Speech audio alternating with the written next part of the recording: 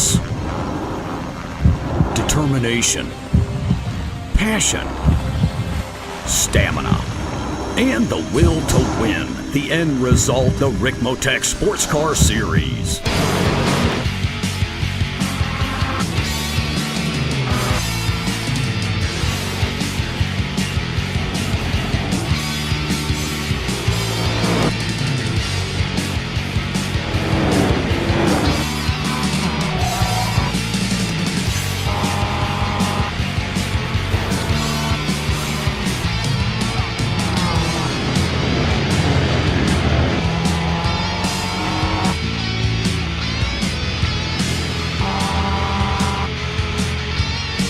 Extreme Motorsports brings you the Ricmotech Sports Car Series, brought to you by Ricmotech High Performance Sim Racing Equipment, and in part by TD's Tree Service. Live coverage Mondays, 9 p.m. Eastern.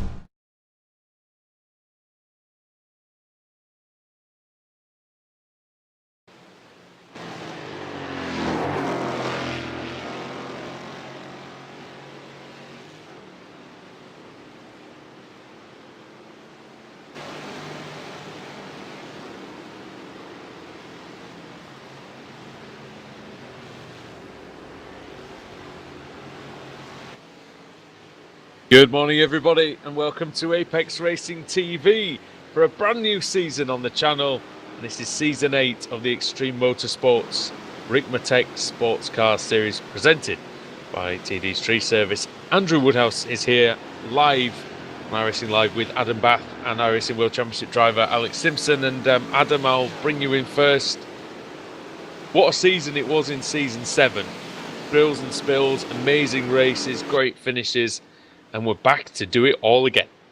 Yeah, and what better place to start than the World Centre of Racing, as it's called, in Daytona. Yeah, we had plenty of excitement and intrigue last season, and what a fascinating amount of races that we went to, racetracks as well. We went to Le Mans for a 90-minute race there. We had Spa, which always provides such great racing, and championship that went all the way down to the wire, wasn't it? It was between Mike Dam and Clint Vigus all the way, wasn't it? And I'm sure they're going to be fighting out for the title again. And what a big turnout we've got here. So we've got 40 plus cars for a 90-minute race coming up.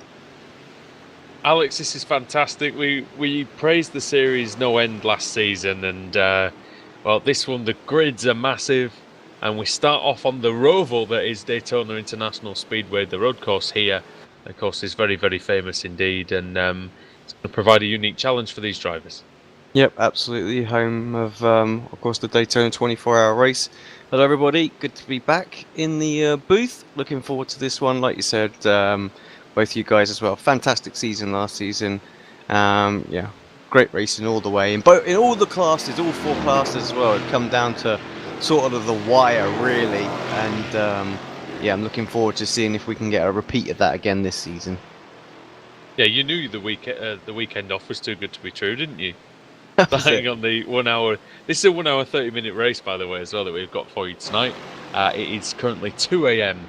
in the United Kingdom, so yeah, we're back. We're ready to go. We're powered by chocolate and caffeine and whatever there may be in between. Good to see our broadcast colleague out there as well, Alex Marshall, who was the broadcaster for us last season. He's out there at the moment in the Ford Mustang, and he's qualified in 19th place. So a little bit of a baptism of fire, but I'm sure he'll get going. He's a very, very good driver. He's Alex Marshall. And, well, we've now got the track guide coming up for you. So this is how to navigate the Daytona International Speedway.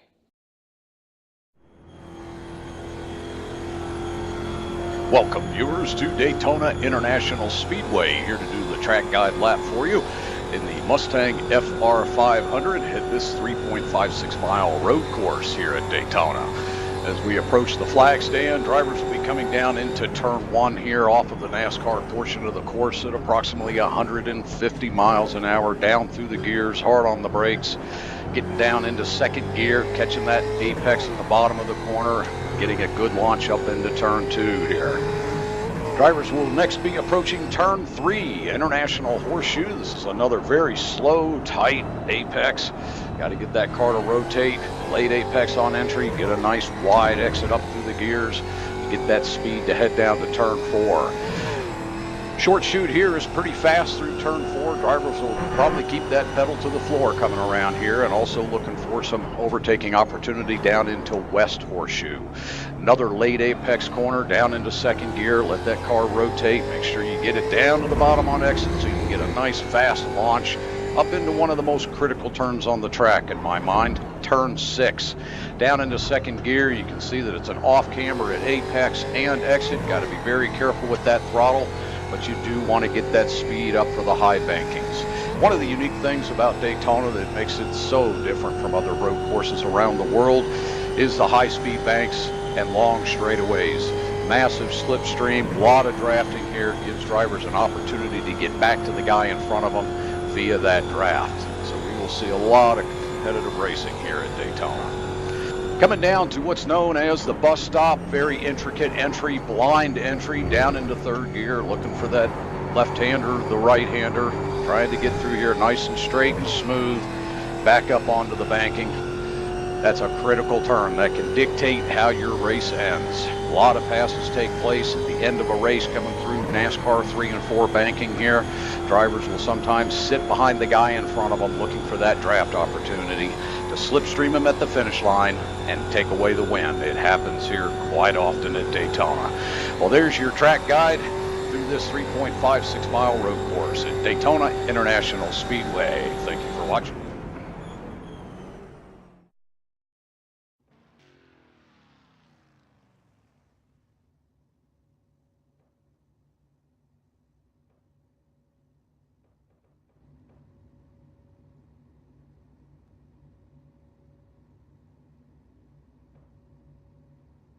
Well, there you go. Adam, it seems fairly straightforward sometimes, does this Daytona road course, but there are many, many hidden pitfalls that await these drivers.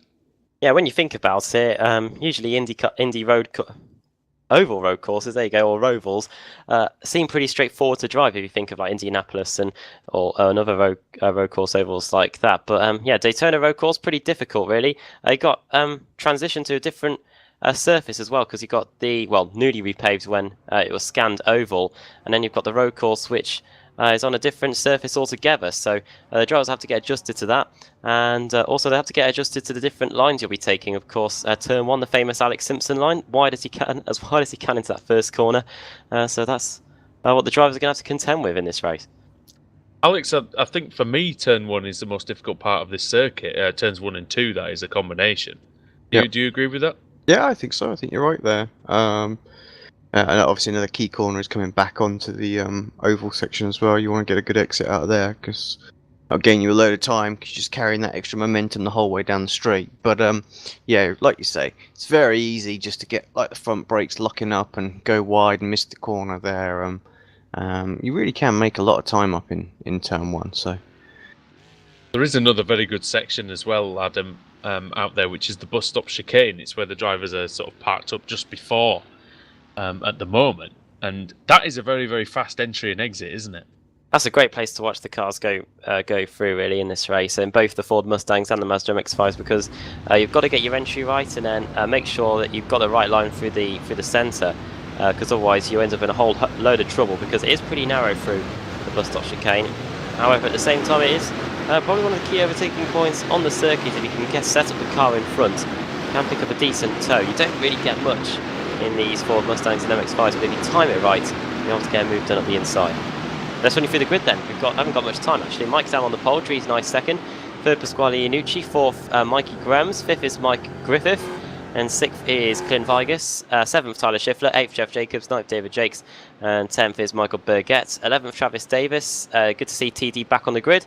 Lauren Bateman in 12th, 13th Russell Ruddock, 14th Stephen Thomas, 15th John Ellis, 16th Matthew Katila, and we'll quickly run you through the MX-5s as well. Rob Hartley, Brian Holmes, John Allen, Ash Beard, 3 of those 4 racing the BSR Mazda MX-5 Cup, and David Payton in 5th, 6th George Fike, 7th Tyler McFarlane, 8th Tom Rafter, 9th Andre Saunders, and 10th is Chris Torman as we get ready to start the race. Race car is in then. And green. round 1 of season 8 of the Extreme Motorsports Ricmotech Sports Car Series is underway as the green flag flies at Daytona. Reigning champion Mike Dam getting us underway. Oh, up the inside goes Pasquale Iannucci straight away. Laid down the marker after just one corner. Little bit of contact further back as well. Mike Griffith is in there as well. Everybody's through. Let's have a look at the MX-5s then. They're about to set the green. And it is Rob Hartley. He's the one who's tasked with making this start work. A good start by Hartley. And who's that? Is that John Allen? Indeed it is, yeah. John Allen in number 22. He's always fun to watch, and he gets up into second place, so gaining a place off Brian Holmes. Ashley Beard, we've seen him in the BSR Mazda MX-5. In fact, the champion of last season, doing particularly well in this first qualifying session in this series as well. P4. Ford Mustangs then going through NASCAR turn, I believe that's NASCAR turn 4 for the first time. No, it's NASCAR turn. Yeah, it is NASCAR turn 4. On our way towards the finish line. In fact, it's NASCAR turn 2. I do apologise. Yeah, the bus stop chicane. Hard to tell with that camera angle. Not really much to go on. But yeah, Pasquale Iannucci started on the second row, up to first place already, gained 2 positions. Mike Dam has got Mike Griffith company, the man from Pennsylvania, doing a very good job here against the Canadian reigning champion. And Dries Nice, who raced in the BSR Mazda MX-5 Cup on Sunday, decides to trade the MX-5 for the Ford Mustang and is doing a good job so far.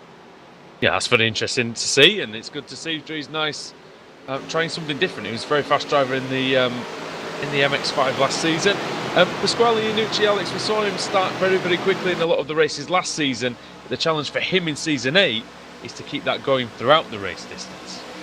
Yeah, exactly. I think Mike definitely the driver who had the most consistent pace over the...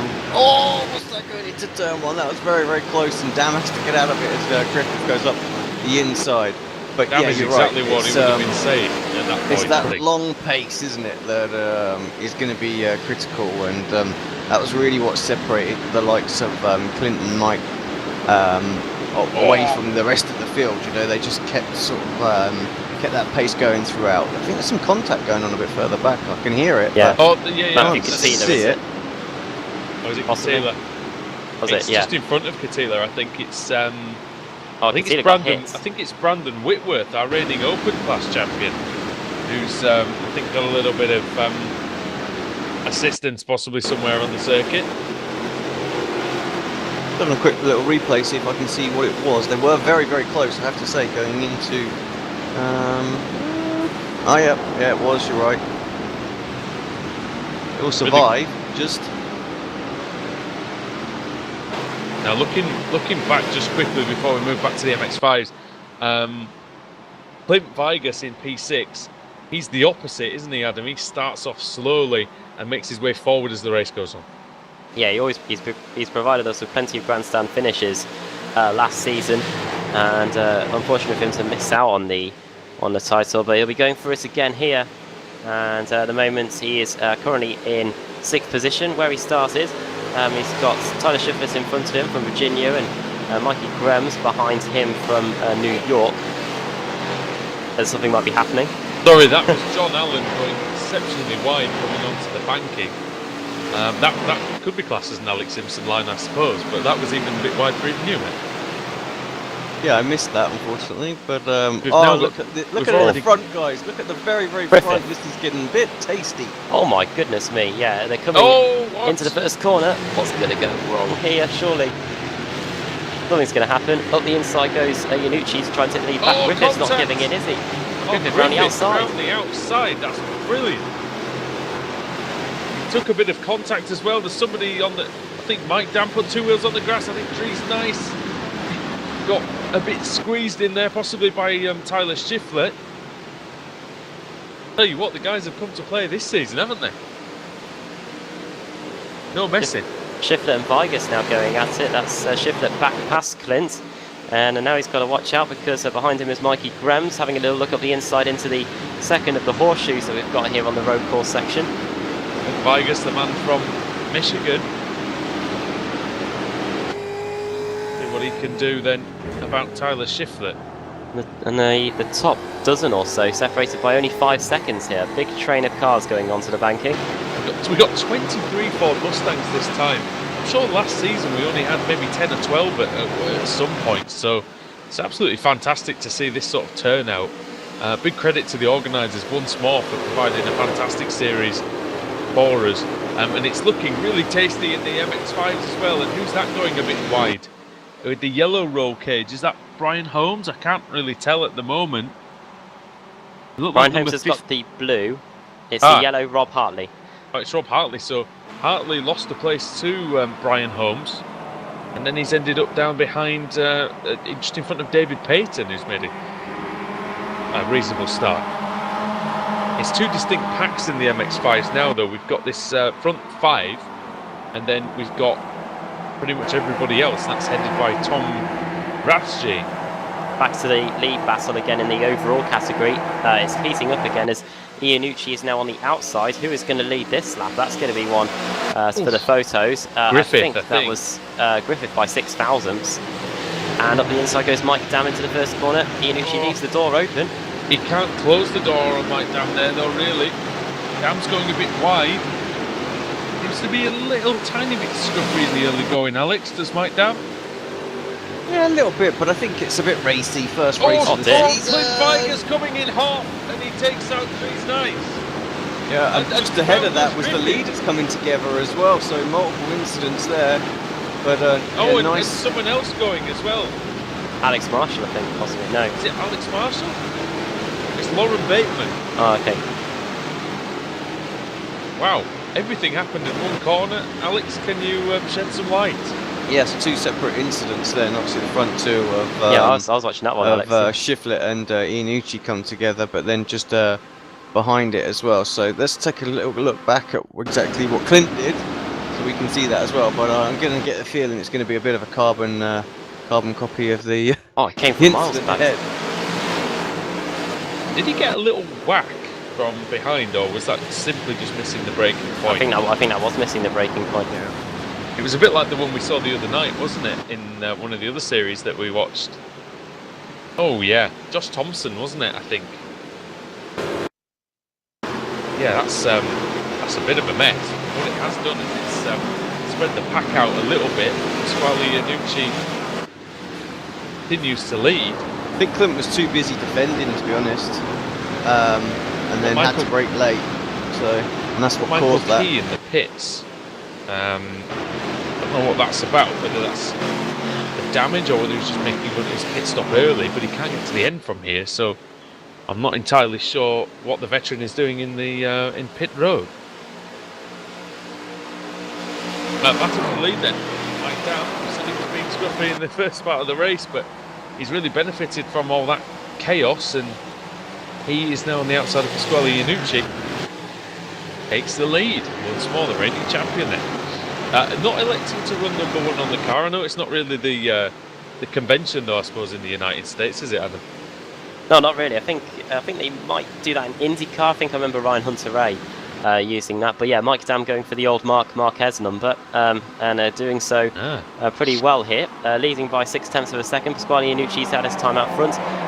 Clint Vigas carries on a bit battered and bruised. He's got a bit of damage to the front left of his Mazda MX-5 after that whole debacle at the first of the horseshoes. Tyler Schiffler still sporting the Talladega Nights Ricky Bobby paint scheme for this season. They can bake and all that. I'm running through the top 10 then in the Mustangs. Mike Dam started on the pole. He's back at the front. Iannucci 1 position gained in 2nd. Tyler Schiffler 4 gained in 3rd. And Vigas 4th. Mikey Grems in 5th. 6th Jeff Jacobs. Travis Davis on his return up 4 positions to 7th. Michael Burgett in 8th. Russell Ruddock in 9th. Another high gainer. And John Ehlers up 5 positions to 10th. Travis Davis is a former champion, I believe, so he gets some former glory back. He was quick here, if I remember rightly, last season as well. So yeah, he was. To see him, finish well. I think he finished really strong, if I remember. So had to come through again, like he did this one. Didn't qualify too great. Work his way up there. need to keep an eye on Dries Nice, I reckon, for the rest of this race, because having been punted down the field, he's down to 17th place. He's going to be coming through quickly and with a vengeance. And of course, the strategy will be opened up somewhat in this hour-and-a-half race. We're expecting 2 pit stops in this one. We had that last year anyway. And really, it was the pit stops that separated them, wasn't it, last time? That's what made all the difference. Cut off the lead in the Mazda MX-5 category. John Allen had to take a lot of liberties with the track limits for the final part of the road course to keep himself ahead of David Payton. With Brian Holmes third, Hartley fourth, and Beard fifth, and you can see Payton picking up a decent tow here. Let's look at that. The inside line's going to be his into the bus stop chicane. Yeah, David Payton's another one of those who doesn't always tend to qualify that well, but here we go then in the race, making his way up to the lead. Oh, going through. I think I'm coming through whether you like it or not, John Allen. Payton to the front of the field. Canadian versus Ohio here. And hopefully we don't have to utter those famous words, but we'll see what happens. See what happens during this one. As Payton under pressure from John Allen, and who's that on the outside? Is that Jacobs? Brian Holmes, I think. Oh, sorry, not Jacobs, Holmes. I don't know where I got that from.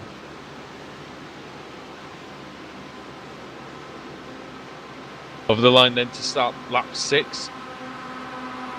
Payton from Allen, from Holmes. Then it's Hartley, and then Ashley Beard with the red roll cage. Foxfoot Racing. Oh, sideways is Holmes.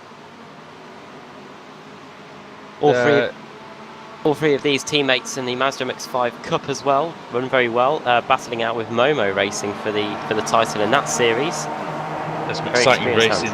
Yeah, exciting racing that we see on the weekends here at Apex Racing TV. They've decided to take their talents to, not quite to South Beach, but to Daytona International Speedway.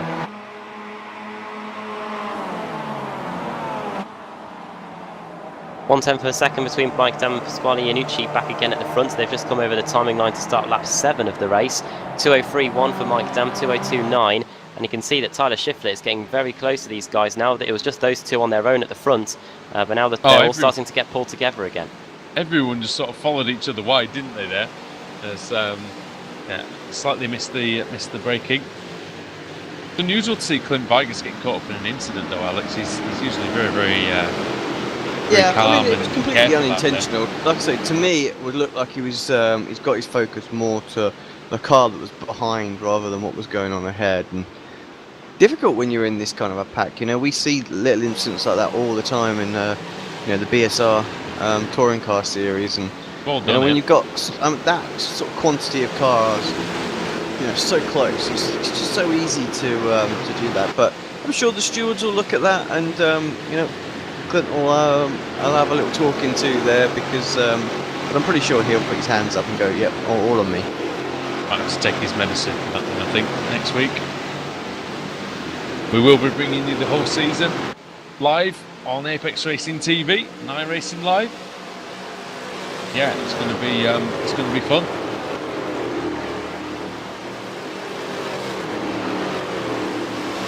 Of course, head over to Ricmotech.com for all the latest equipment in the Extreme Motorsports Ricmotech Sports Car Series, brought to you by TD Street Services. Off goes Mikey Grems. That'll be a slowdown penalty, as well as a cutting the course and an off-track point.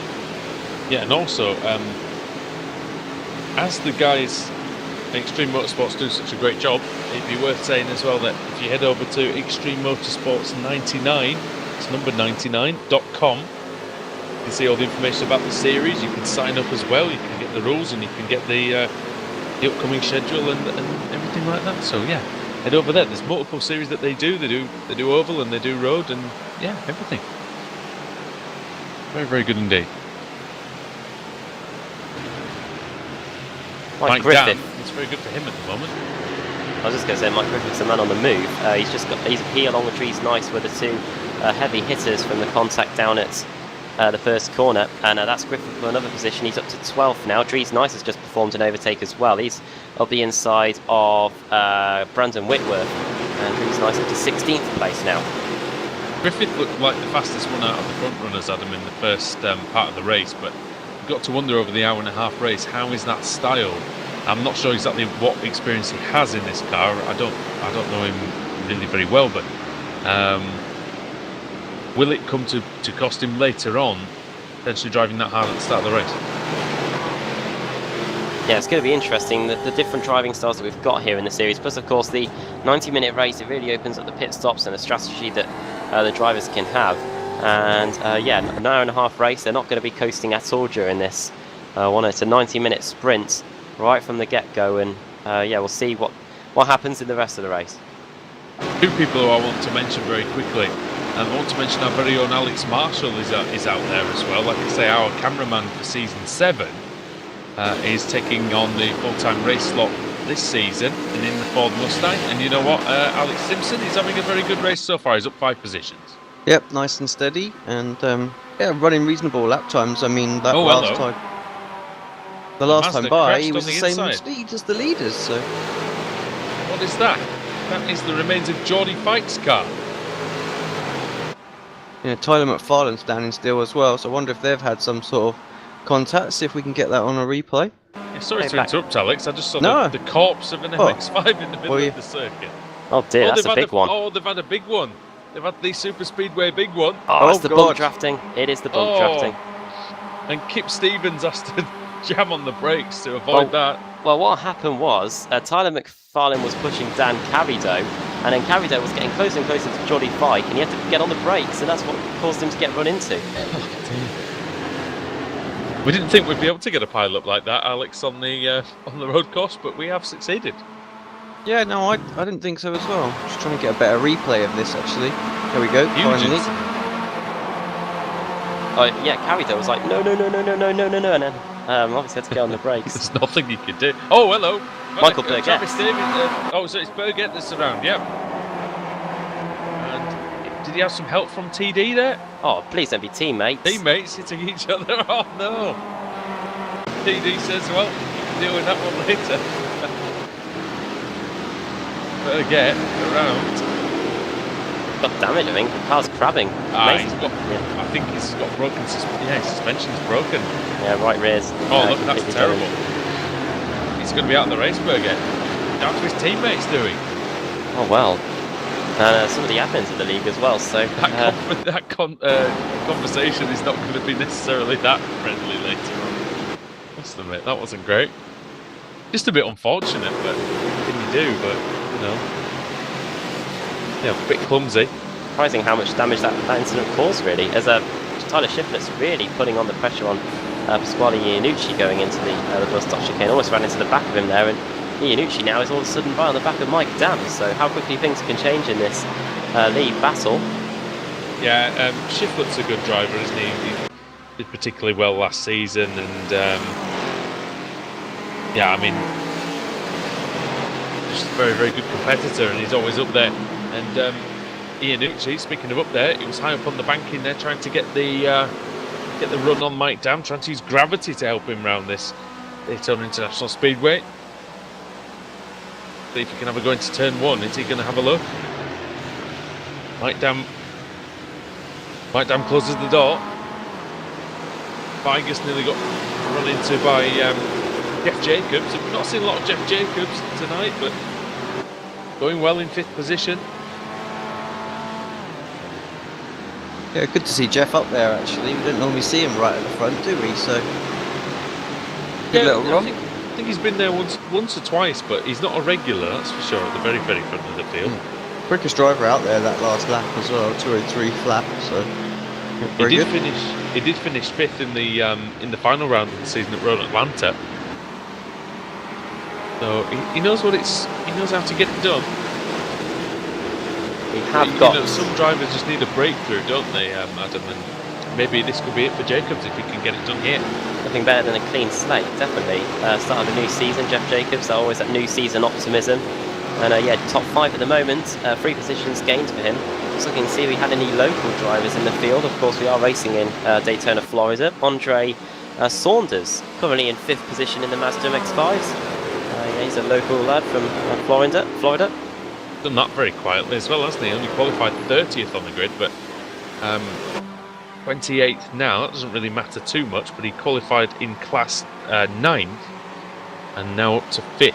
That's what really matters. And he's working on John Allen here, who was in the lead. But here comes Andre Saunders. Is he going to push John Allen along a little bit here? Not too far away from the leaders, actually, is Andre Saunders. Yeah, doing a bit of bump drafting here. Oh, wow. Working beautifully. Look at this. They're going to be in amongst it, Alex. I'm not sure what to call this. I'm not sure I can look. Well, that's exactly what happened just a few laps ago, wasn't it? But only it was 3 cars trying to push each other. Oh, John Allen's nearly out of control. Wow. The thing is, you do not want to be hitting the apron, do you? No, that's the thing. You can go anywhere but the apron, really, here. Well, that got Saunders up to 3rd there, so... And what was a 1, 2, 3 for Foxfoot Racing at the front is now a 4, 5 and 6, and they'll be wondering exactly how that's happened. Well, obviously, tandem racing is all but dead in NASCAR racing, but it's still pretty much alive and kicking in the Mazda MX-5s. Bit of an ominous gaggle behind this little group as well, and that's the leaders in the Mustang coming through. So right now, this group might get separated up just a little bit. Well, yeah, multi-class racing of the highest order, of course, and well, this could be very, very interesting. We've already had one pile up on the back straight. I wonder if, well, I hope there isn't, but there's definitely potential for it. Anytime 2 class leading acts come through, especially on a super speedway like this. Here comes Brian Holmes. Latching onto the back, eyeing up the target, isn't he? That back of the Mazda MX-5. John Allen on David Payton as well, going into the bus stop chicane. That's another change for the Mazda MX-5 lead, the one of many. Going Allen round the outside, that's brave, into the bus stop. Payton all over the car there, wrestling with the wheel. Got a good exit though, and so has Saunders actually. Saunders could scoop up that gap on the inside, and he's going to.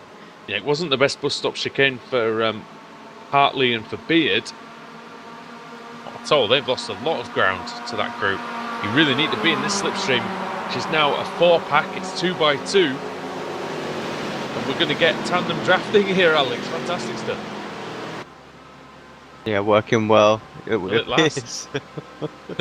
We know how difficult. We've both done the Daytona 500. We know how difficult it is to tandem draft, and you can't. And in this case, on a road course, cannot push for too long. Because you don't want the guy in front necessarily to get it wrong, but especially if you're working together. Oh, into the hairpin. Number 64, David Payton up the inside. That's a good move. There's in front of Saunders. Here are the Mustangs as well. Here they come. Yeah. Comes Mike Dam.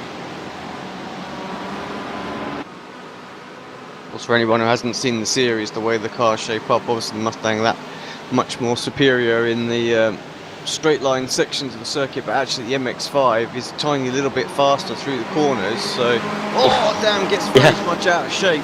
Beautiful. Collects the car back up. I think they might have to call a truce here to this battle whilst these, thankfully for the Mustangs, we're coming onto the oval section now, so the MX-5s just stay high. Then all the Mustangs should be able to breeze by on the... Oh, they're going to go to the outside. I think that's what's going to happen. Yeah, we're going to go the other way, yeah. 2 lanes here. It's like the fast and the slow lane on the motorway. And Tyler Schiffler getting a beautiful slipstream from 3 or 4 Masters as well. It's going to help him a lot. You don't get the slipstream off the Mustang, so you might as well get it off the Masters, Alex. Yeah, that's it, exactly. Every little bit will help close to that pack up. Vigas lost some ground though. He doesn't get through before the bus stop, so he's going to lose a serious amount of time through there coming off. So when this lap was just a few tenths of a second behind Tyler, and now he's about 2.5 seconds. So that just goes to show how much that can hurt. Jeff Jacobs as well loses the pack, so the top 3 scamper away. Will these two be able to work together to try and close that pack back up again? Jacobs is definitely closer to Vigas now, Adam. It's going down the back straight, but we'll see. This is the front straight, into the trioval on the front straight. Oh, Vigas, what's happened? Oh, yeah, letting Jeff Jacobs through there. It was very close in the battle for the lead as well between Dam, Iannucci and Tyler Schiffler, but no changes between those three. What about in the lead battle in the Mazda MX-5 as well, where you could... Sorry guys, I want to just interrupt as I'm looking at a battle around 8th, 9th, 10th and 11th in the Mustangs, and it was ridiculously close. PD right in the middle of that one. Oh goodness me, yeah. Yeah, knocking... Thomas and with... Ellers and Jakes, yeah. Oh, is that Ellers? Yep. Dries Nice also involved in this, lighting it up on the exit. Is that Dries Nice who's sideways? I'm not surprised. A bit more power than an MX-5, Dries. More power. Well, the man from Belgium getting involved in the action in the Ford Mustang this season. Alex Marshall tagging along at the back of that group in the Apex Racing TV car as well. Cheese and wine livery, I see, or is that the Apex Sims? Alex, which colour have you got? Yeah, no, Alex Marshall. the yellow, that's... Cheese and wine? Yeah, the non-pro drivers now running.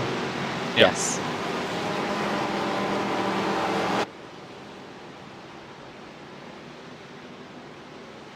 Mike Griffith and Russell Ruddock. They're now negotiating the MX-5's leaders. Oh dear me, having to cut across lanes there, and that is something that Mike Griffith didn't want to be a part of. Oh wow, this is crazy, isn't it? Russell Ruddock's in there as well. He can't really go anywhere though. Ruddock, a lot of damage to the front of his Ford Mustang in the early going here. We've still got just over 60 minutes to go here. Dan versus Iannucci, round 157 going on, and Iannucci's pushing Mike down now. So does he want to get him away from? Does he want to get them away from Tyler Schiffler, or is he trying to make Mike Dan miss turn one? We've seen in many of these Ricmotech sports car races now that there seems to be an element of the waiting game here, and there is still a long way to go here, and Pasquale Iannucci might just be shaping up Mike Dan's weaknesses around this circuit, where he can get the attack done, where he can use the bump drafting, shaping up for when the pit stops finish later on in the race. You've got time in these longer races as well to do that, haven't you? You don't have to necessarily rush your moves, and that's what we see in a lot of series week up, that guys just don't have any patience, but really the format of the races doesn't allow them to have any patience. Right, this might not end well. We've got Dries Nice, that battle win where Dries Nice is just going up to that before the Mazda MX-5s. Look at this. Alex, I know you go on the M25 often. Does it resemble this? Oh! Well, yeah, it does now. The whiplash claims are coming out now. Guys, have you been in an accident that was the fault of the Ford Mustang? Coming off the banking then. Dawnder's got a piece of one of them. I don't even know who that was really. David Jack? It was one of them, wasn't it? It's a he said case it. They were ringing me up the other day telling me that they'd heard about the accident that I hadn't had. Oh, so David Jakes and Dries Nice very close. They're going into the bus stop chicane. Looks like Dries might have got out of it a bit, but it's all kicking off in the background. Was that John Ellers trying to get past John Allen? Yeah, the leader that's of right. the MX-5s. John Allen with the green rims. That might give Alex Marshall a bit of an opportunity, actually. He's done a very good job, John Allen, of pretty much leaving everyone else for dead. He's got a 4.5 second lead over Brian Holmes and Peyton now.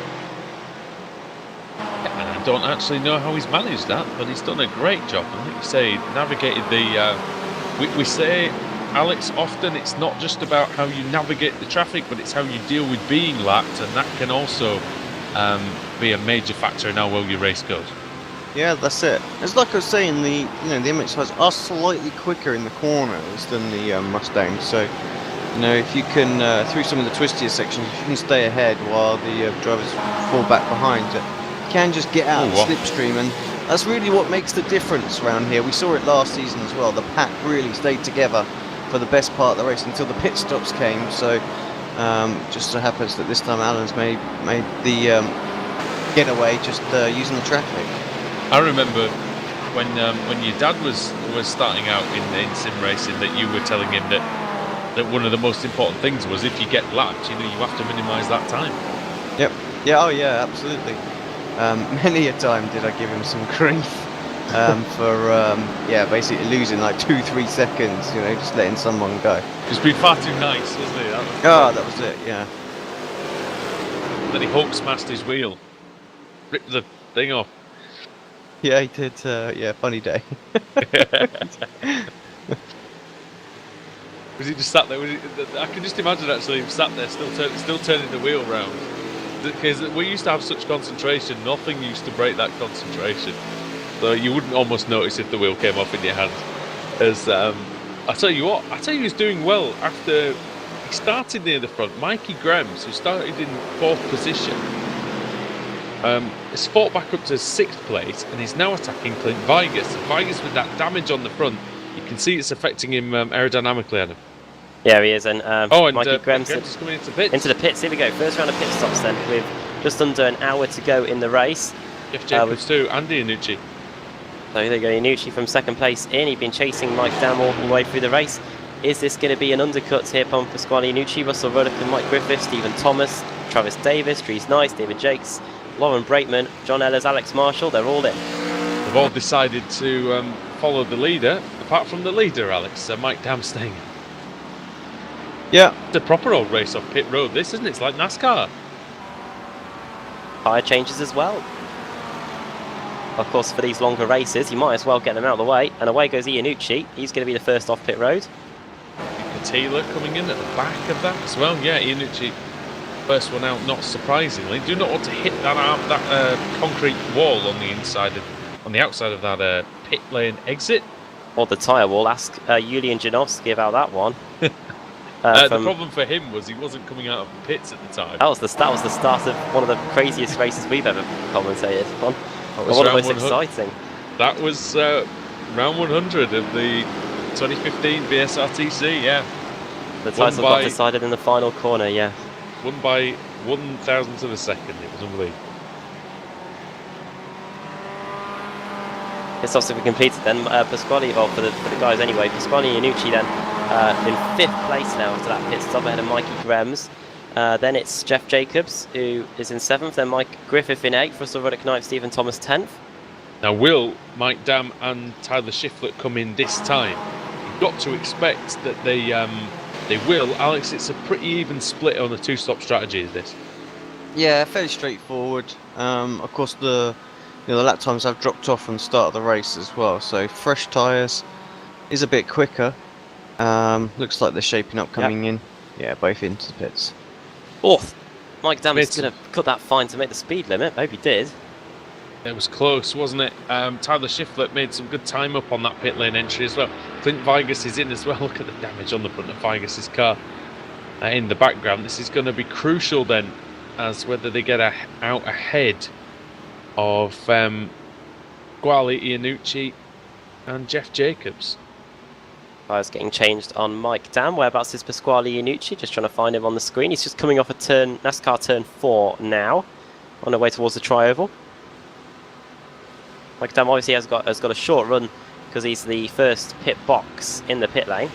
He's going to have to go now because Iannucci is very, very close. Oh, it's going to be still pretty tight, I think. He's flying through turn 1 is Iannucci. Dam's still coming out of pit road. But he'll see him, won't he? Cannot do it. He will see him, but he will not get him. Oh, he splits Shiflett and Dam. And that's okay for Iannucci. I think he'll be okay with that. Pretty much as you were then. Mike Dam resumes in the lead. Iannucci 2nd. Clint Vigas, he had an extra 20 seconds in the pit box to repair that damage, and a 1 minute pit lane time. Going way down the order, down in 16th. Good battle going on here. Really good battle actually. 4 cars going at it between Russell Ruddock, Stephen Thomas, Dries Nice and Travis Davis. And just behind them, in fact, you see a 5-car battle. An even better one. It's like anything you can do, we can do better. John Ellis, David Jacques, Alex Marshall, Brandon Whitworth and Clint Vigas. So which one take Alex, mate, really? Yeah, well, just zipping between the pair of them at the moment. Just currently watching John So there's on the screen with David Jacks. Oh, he's going through. Putting that move on. Look at that. That's a nice move. You don't see that many moves into that left-hander. Yeah, the drivers always seem to wait until they get onto the oval to get anything done, and just decide to stay behind and set the driver up through that corner. But yeah, that was a pretty good move. And with the Mustang Jacks, though, with the Mustang not having a massive amount of slipstream, he probably thought it was worth it. Definitely, we'll see and it definitely is. Yeah, David Jacks up now into 12th position. So a good job from him, and the Apex cheese and wine car of Alex Marshall just lapping some of the MX-5s now, taking a bit of a compromising line there through the bus stop chicane. Alex Marshall was our teammate in the Blancpain, the World Championship qualifying rounds. Yeah, he did. Last year, which he was completely let down by us. I know, I feel for him. He got paired with a ride too. Or one of us was. One of us was pretty bad at it, but yeah. Your connection was terrible. I spent most of the race losing my A license. Yeah, it was. It was a good time had by all, and we still didn't qualify for the World Championships. Somehow, yeah. Oh, the Russell rudder getting into Drees. Nice was able to save it, and it's all turning into a bit of a traffic jam here. Alex, you did qualify for the World Championship, and all in all, having a reasonable campaign this time. Yeah, steady. Unfortunately, race 2 didn't go according to plan at Brands Hatch. There was lots and lots of accidents, and yeah, unfortunately, we got collected in one of those pretty early on. So, but yeah, Monza steady, and yeah, good race last time out as well. So, considering the amount of time that we've actually got to test for it, you know, unlike the sort of the specialists in GT3, pretty happy that we're you know, just in and around that sort of top 15 area. And just to summarise our exploits in it, just picture a BMW, it was a McLaren MP4-12C on its roof, under the bridge on the banking at Monza. That was the summary of our exploits in the Blancpain GT series. It might as well have been dropped off the banking, to be honest. It was it came down from such a height right into the middle of the oncoming traffic. Yeah, there was nothing you could do about that though, unfortunately. After but actually a pretty decent qualifying in, so yeah. There's always maybe another time in the future. You never know. Although I've got to say though, out of all the series on iRacing, out of all the official series, Alex knows more than anybody really that Blancpain, the competition level in that is phenomenal, isn't it? Oh yeah, absolutely. I mean, you think there's a lot of good drivers sort of in teams together as well, you know, so it's ridiculously competitive. Pit stops about to begin they are beginning in the Mazda MX-5s. David Payton pits from the lead in the Mazda MX-5. We have had a few in so far. John Allen's been in, our race leader actually in the Mazda MX-5. So we'll see where David Payton comes out in relation to John Allen. Saunders has ended up 3 laps down, so he must have got some. Yeah, he pitted for a meatball. I think he's got some after that contact. Yeah, I think he did. The same thing happened to him as it happened to. Now then, Michael Burgett, I think, wasn't it? Who else has come in? Richard Losper and Dan Carrido have all come in. Kip Stevens has stayed out. 10 positions for Kip racing in the wee small hours here in the UK. Yeah, we haven't mentioned Kip Stevens whatsoever. 2 times British Sim Racers Touring Car Champion, for those who don't know, and some of our American friends watching. Very, very accomplished driver and a veteran of many, many series. He also won a title in this very car just a couple of months ago, Adam. Yeah, in the Winter Series, won it in thrilling fashion at Le Mans. So much so that we weren't sure he won the title. But yeah, he and his merry men of the UK and Ireland, Brian Holmes, Ash Beard, they're racing as well. Brian Holmes currently in 3rd. Yeah, he's meant to make his pit stop though. And Ash Beard in 4th, a reigning MX-5 champion as well in the BSR Mazda MX-5 Cup, which is run on Sunday night. Definitely put some quality into this series as well. There definitely was a lot in this MX-5 category anyway, but it definitely increases that. We don't have Giuseppe Iannucci, do we? I don't think we've mentioned the fact that our last season champion is not around, so I wonder, I'm hoping that's not a permanent arrangement and that he will be back for round 2. Alex, do you have any idea about that at all? Or? Yeah, I'm not sure, but like you said, I hope you're right. I hope he will be back. He was the source of some of the most amazing finishes that I think we've ever seen. Adam, the amount of times that we were shouting at the computer about 4 o'clock in the morning because of a fantastic finish involving usually Rob Hartley and Giuseppe Iannucci was unbelievable.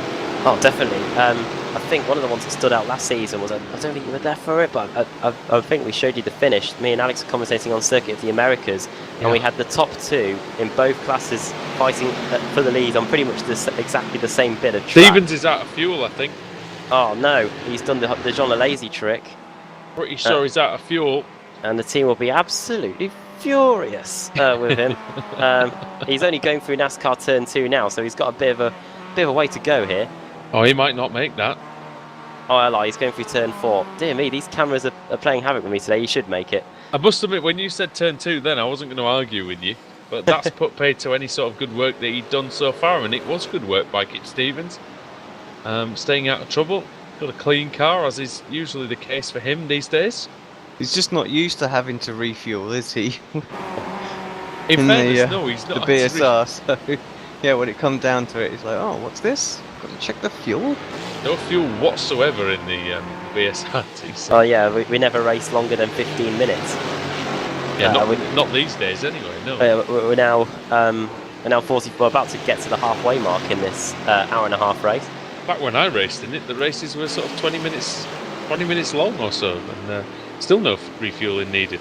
Mike Dam leading the way over Pasquale Iannucci and then Tyler Shiflett. There's only half a second between these 3. This is going to run and run, I have a feeling, throughout the one thing we noticed throughout the night.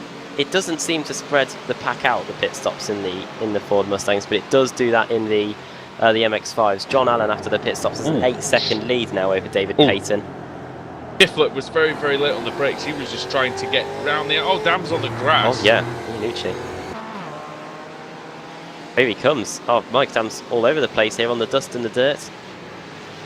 Got dirt on his tyres now. Comes the Cougar car up the inside of Tyler Shiflett. Oh, he slid sideways. Dam's struggling a bit.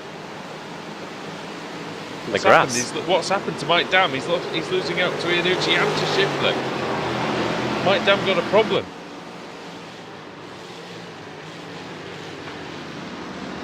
Not like anything's happened recently to him. Just scrolling back through the tapes, but yeah, Mike Dam just dropping down to 3rd for the time being. Struggling, isn't he? Then they've all been into the pits for fuel, so it can't be anything to do with that. Or yeah, I really don't know. Unless he wants to drop behind these guys and maybe save a little bit of fuel, would that be possible, Alex? I don't know. I think I don't really know at this point.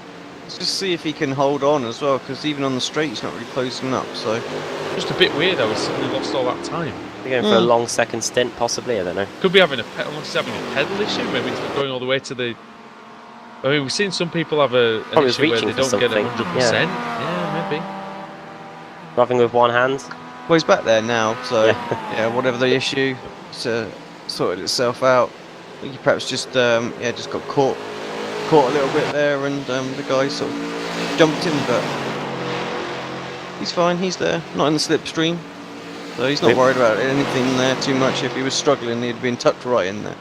Yeah, so like a cyclist who's expended his last gasp of effort. Yeah, you're right. He would have been right tucked in behind. The nothing panicking the reigning champion too much. Well, Tyler Shiflett, I don't think has led a lap today. He's about to. Well, he's just took the lead now away from Pasquale Iannucci, but he's not going to make the corner. Forget Alex Simpson line. That is. That's very wise. Don't know what line that is. Yeah, he's Pasquale Iannucci takes the lead back, and Mike Tam second. And is that the Adam Bath special? Yeah, I think it is probably. Yeah. He was a long way off the line there. I doubt you even recommend that sort of line, Alex, to be fair. Yeah, not so much. One they don't put in the YouTube tutorial anyway. Yes, indeed, the track guide, yeah, unless that was in there. I didn't see it, to be fair.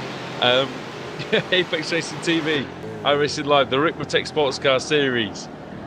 And here, starting Season 8, Round 1 of the season here at Daytona International Speedway. Andrew Woodhouse alongside Adam Bath and Alex Simpson. And it's been a great race so far. We've seen many positions change. It's been a little bit more incident-packed, Alex, than we are normally used to in this series. But some great action out there. Yeah, I just think most of it's just been a bit of unfortunate accidents, really, more than anything, you know. Oh yeah, nothing silly, I don't think.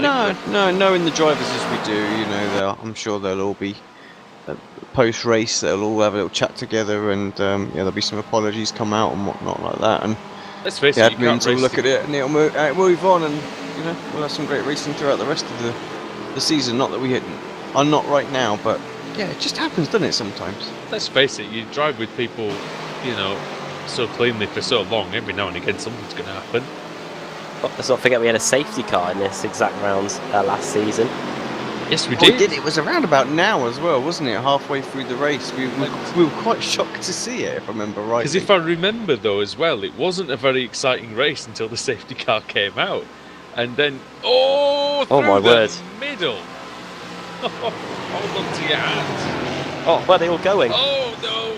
No, that's off. That's well wide. Oh, wow. Look like jumping on the anchors there for likes of Mike Dam and Tyler Shiplett to make that corner. Iannucci flew up the middle. I wouldn't even try that, to be honest. Let alone, even I wouldn't try that. That's madness. Oh, we saw someone... lose. It worked, though, didn't it? He wouldn't have been able to do no. anything else, I don't think.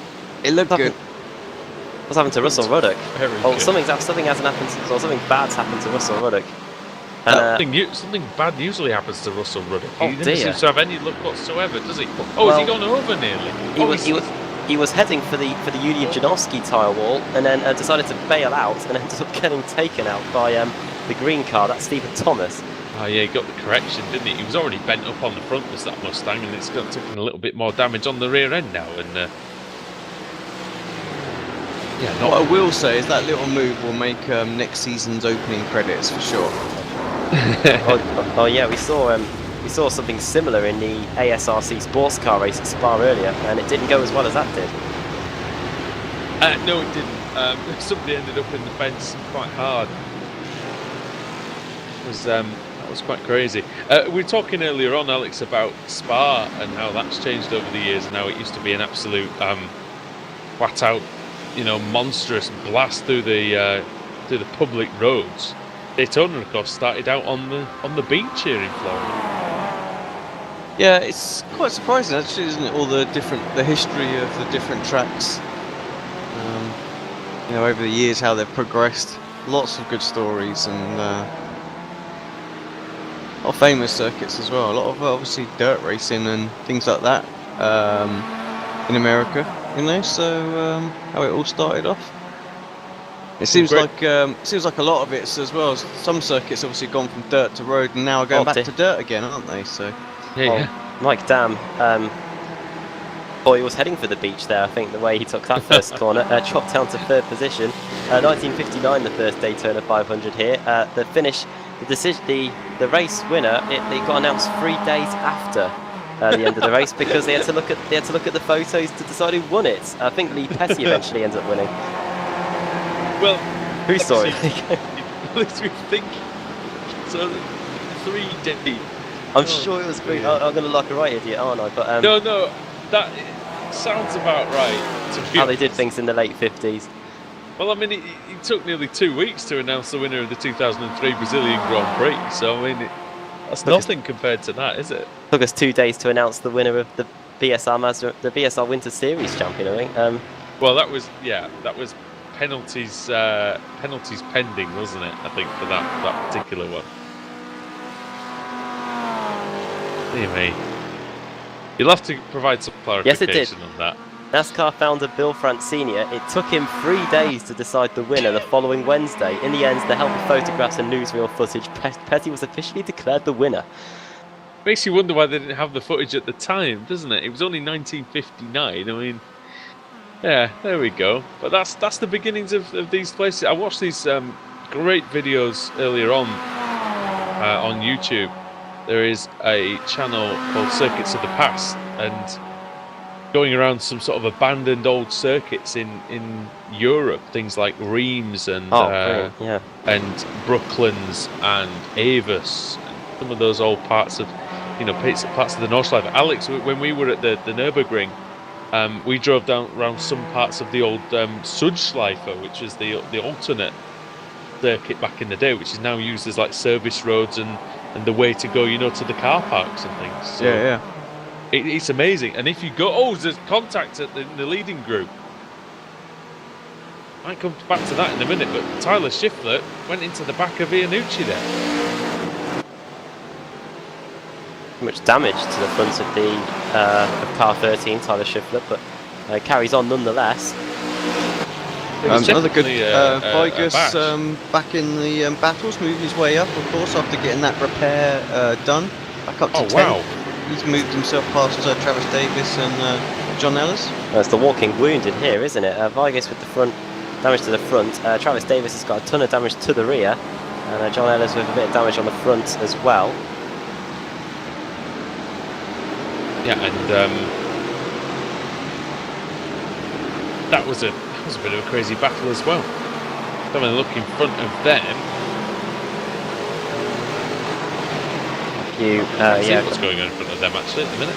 Well, a few Mustangs lapping MX-5s here. Dan Carrido and John Rafter about to get lapped. They've been lapped by the Gulf Ford Mustang of Lauren Bateman, and now they've got Stephen Thomas, who had Ruddock flying across the front of his Mustang earlier on. I can tell you what's the order looking like in the MX-5s after the opening round of pit stop. So John Allen leads Rob Hartley, who's having a battle with David Payton.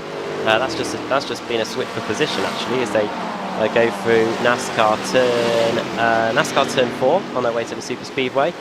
And John Allen coming into the pits for a second time, Alex. So the second round of pit stops are getting underway pretty early here. However, from memory from last season, they can probably start from this point onwards. Yeah, exactly. Alan was the first one in, wasn't he, to start off with, so he's just decided to hop in. So he had, what, 7.8 seconds or something like that was the lead that he had before he pitted, so fairly comfortable out there. Just having a little look down that order, just to see what else is going on. So, of course, that big crash really separated them apart earlier on, but there was a good little battle going on, 3-car battles overall. That we're talking 27th, 28th, 29th. So we've got Tom, Dan and Brian here as well, all three very close, lapping very quick times together. Brian Holmes, who got cut adrift from his teammates Ash Beard and Rob Hartley in this race, so he's now in the midfield. Yeah, he's got Dan Carrido in front of him, the New Yorker. Brian Holmes is coming up to 3 o'clock in the morning here in the UK, so they'll be racing with the added fatigue. And will that be playing into your mind, especially when it gets to the later stage of the race? Alex, we've still got 36 minutes to go. Yeah, well, like you say, plenty of time for anything to happen. So yeah, it might do.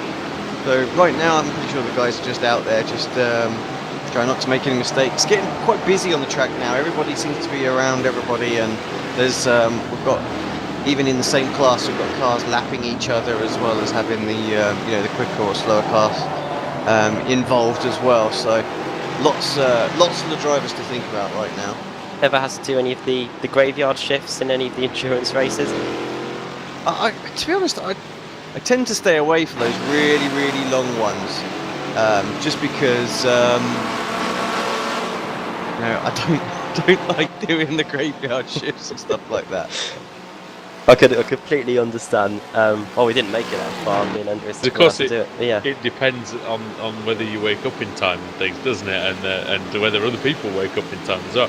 So I know that some people have started a shift sort of 1-2 o'clock in the morning. It's going to be like a 2-hour stint, and then the person who's supposed to be taking over from them at say 4 a.m. hasn't woken up, so they've had to drive through to like 6 or 8 or something ridiculous like that just to keep it going. I think, and then probably look down. I think I remember a story of. I think it was Paul Smith had to do that at one point. I'm trying to work out who it was. It was one of the Club 73 drivers, I think.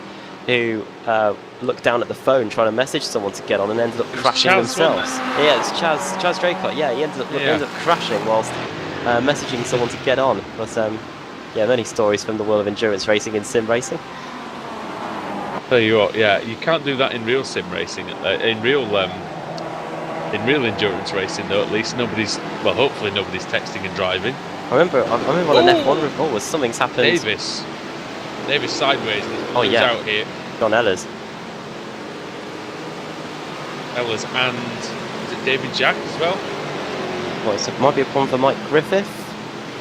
Oh no, it's just having a few connection issues, I think. Dropping in and out. But yeah, that close battle there between Ehlers, Jacques and Davis is over 11th, 12th, 13th. Yeah, it's a good battle this. They've been going for it for pretty much the whole race, haven't they? Brandon Whitworth and Alex Marshall are pretty close together as well. I think I remember Robert Kubica ended up having a phone in his car during a practice session. That's and right. Then there's the famous Brad Keselowski 2000, picture. was that 2010? I think, yeah, and then Brad Keselowski had his famous picture he took from his seats during a red flag period in the Daytona 500. He got fined for that, I think. I think he did, yeah. I mean, it was red flag. The car was still. What was he putting there? Yeah, because Montoya had crashed into a fire truck, a jet dryer, I should say. Jet dryer. Goodness me. Boy, if you remember that, I think we watched that, Alex, at the time, and that fire. I'd never seen anything like it. I thought they were never going to put that fire out. No, I know, that was crazy. Absolutely crazy. Then you've got all these memes about Juan Pablo Montoya hating jet dryers and all this sort of business. Montoya, incidentally, is going to be back. He's going to be at the Indy 500, and he's determined to take that because he is a former winner. Two seasons ago, of course, he took that famous title. Battle of the F1 drivers. Juan Pablo Montoya versus Fernando Alonso. Versus Alexander Rossi. As well, yeah. Who's the reigning champion, yes, of the Indy 500. So, and this is the thing for, I haven't really got to speak to you about it, Alex, really, but Fernando Alonso going into IndyCar for this one-off race, what do you think? I mean, if Alex Rossi can win on his debut, surely it's good encouragement for the two-time champion. Yeah, well, I'm looking forward to seeing how it all pans out. You know, I hope he gives it his best crack, to be honest, and you know, it'd just make a great story, wouldn't it? So. That'd be fantastic, and that'd be 3 former F1 drivers in a row winning Indy 500s.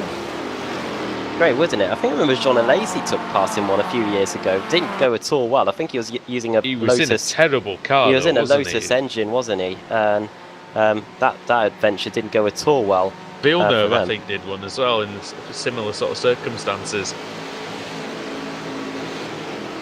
But yeah, and Sato nearly won it a couple of years ago as well. Yeah, if it wasn't for him spinning out in turn 1, that would have won that. Dario That was a Franchitti great ended up race, winning actually, that one. That was a brilliant race. I think we watched that one as well. But no, some great memories of the Indy 500 in recent years, and it's such a great race. It's been going for 101 years. We famously turned off the TV as J.R. Hildebrand went through turn 4, and then didn't find out that Dan Weldon hadn't won the race till about an hour later. Oh wow! As Mike Damlet comes into the pits to kickstart the second round of pit stops. Of course, that was a fantastic moment in his career, Dan Weldon. Well, the Americans weren't too happy at that point. I wonder, do you think, I mean, Alex, I know that you were a huge Nigel Mansell fan, and obviously you were really avidly watching when he went over to kart and to IndyCar, and do you think that Alonso and some of these guys could have the same impact on IndyCar that Mansell did? Because at one point it was getting big audiences over here. Oh yeah, I mean, when Mansell went over there, it became very popular over here for a bit. You know, with all the British fans wanted to see him do well. Obviously, just won the World Championship as well, so huge swap. Yeah, I don't know, maybe, you know, a one-off race is, you know, that I think it'll get watched. Obviously, Indy gets watched all the time, doesn't it? So, but yeah, I can't see him going over there to a race permanently. But who knows? You never know. You might enjoy it. Depends how bad the McLaren is next year, doesn't it? Well, Yeah, there is that to it as well. Because, I mean, the Spanish Grand Prix is coming up as well. And you've got to think, if he has another incident like he did in Russia, he might go to India and not come back to McLaren. He might just ask them, look, have you got a spare car, Mario? Yeah. Well, who knows? But tell you what, to show the popularity of Fernando Alonso going to India, the YouTube stream that was showing his rookie test got over 75,000 views, which is quite a lot for any YouTube stream. And yeah, see how he gets on when practice gets underway in a few weeks, as here come a flurry of Mustangs in for their second pit stop. Pasquale Iannucci, Tyler Schiffler, Mikey Graham's all coming in. I watched most of it, to be honest. I will admit that, and I've never been so interested in a single car test session ever. But I think I learned a lot about the history of the race and things like that, which I honestly didn't know. And I've watched many Indy 500s. All the leaders then in: Iannucci, Graham, Schiffler, and Griffith. Just seeing who's actually going to get out first. Someone missed their box there. Yeah, that was. Right, Mike Dan, where is he on the track? He's just coming through the That was trioval Griffith now. that missed his box, wasn't it? Right, where's Iannucci? Oh. Iannucci's just leaving the pit box now. Fantastic stop by Mikey Brems. Tyler Schiffler's the one that's missed out big time here. He's now down to 11th as they come out of the pits. Graham's got ahead of Iannucci, didn't he? But somehow Iannucci comes out of the pits first, even though he left his box slower than Mikey Graham's. Graham's, I thought he'd got clear, but he hadn't quite. Jeff Jacobs in third. Then fourth in this line is Tyler Schiffler. The Dams obviously holds on. Iannucci a bit further back. So how are we looking at? A few seconds that gap now, you know.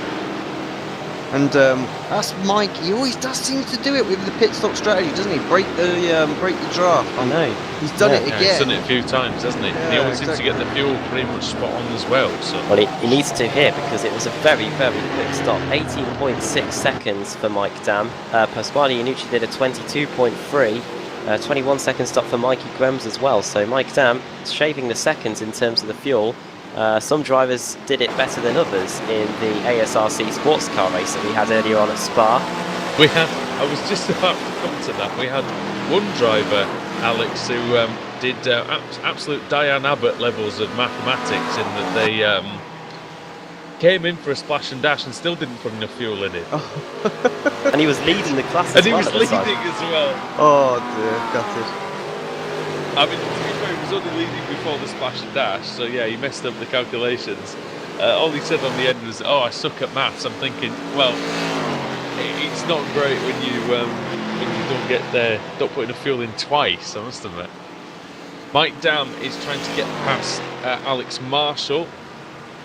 And that's made easy for him as Marshall comes into the pits, as does Brandon Whitworth, so last season's Open champion. Yeah, Bateman's Not into the the pits Golf, as I must well. add. Where's John? So the only driver who hasn't pitted yet out front is John Ellis at the moment. Yep. No, that tickled me a bit. Yeah. Tree's nice in. Yeah. The Benelux driver. Good, This place is big enough you could put a golf course somewhere in it. I know Indianapolis is a 9-hole golf course in the infield, or at least they used to be.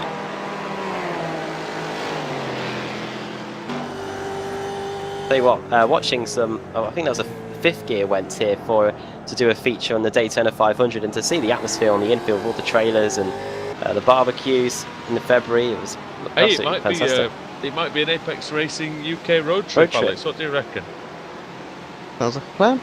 Daytona, or we've got again we mentioned Spa as well earlier on. Le Mans as well, plenty in Get there. my brain going in terms of things like that. Yeah, lots of great places that we could go, and going places at the moment is Stephen Thomas. Well, he's trying to get past Brandon Whitworth, but he looks like he's got damage and he's suffering in a straight line. Damage that might not have been of his own doing. Whereas Stephen Thomas is in 15th place, has been in for his second stop. However, looks like he hasn't taken the time to repair that damage after Russell Ruddock clobbered the front of that Mustang. Seeing if our leader's going to come in this time. I think he will do. John Ellis couldn't get to a further side of America, really. The Californian.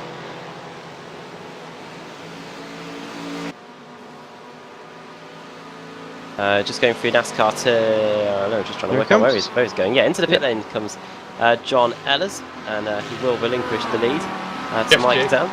Sorry, Jeff Jacobs is pushing Mikey Grems through the oval section. Now onto the straightaway into the tri-oval. Wonder if these guys can do what the peloton do in cycling. The gap is 5 seconds between Mike Dam and Pasquale Iannucci. They'll obviously be picking up the straight line speed as it all bunches up into the first corner. That is Michael Grems having a look at the inside of Pasquale Iannucci. Since these four are all in the draft, they've got the extra straight line speed. Wonder if they can close into Mike Dam at all. That would be the sensible thing to do. We used a cycling analogy a little bit earlier on, but yeah, this one is like the sole breakaway rider in a group. The peloton here trying to pace down Mike Dam, who at the minute is tête de la course, as they say. So we'll see what he can do.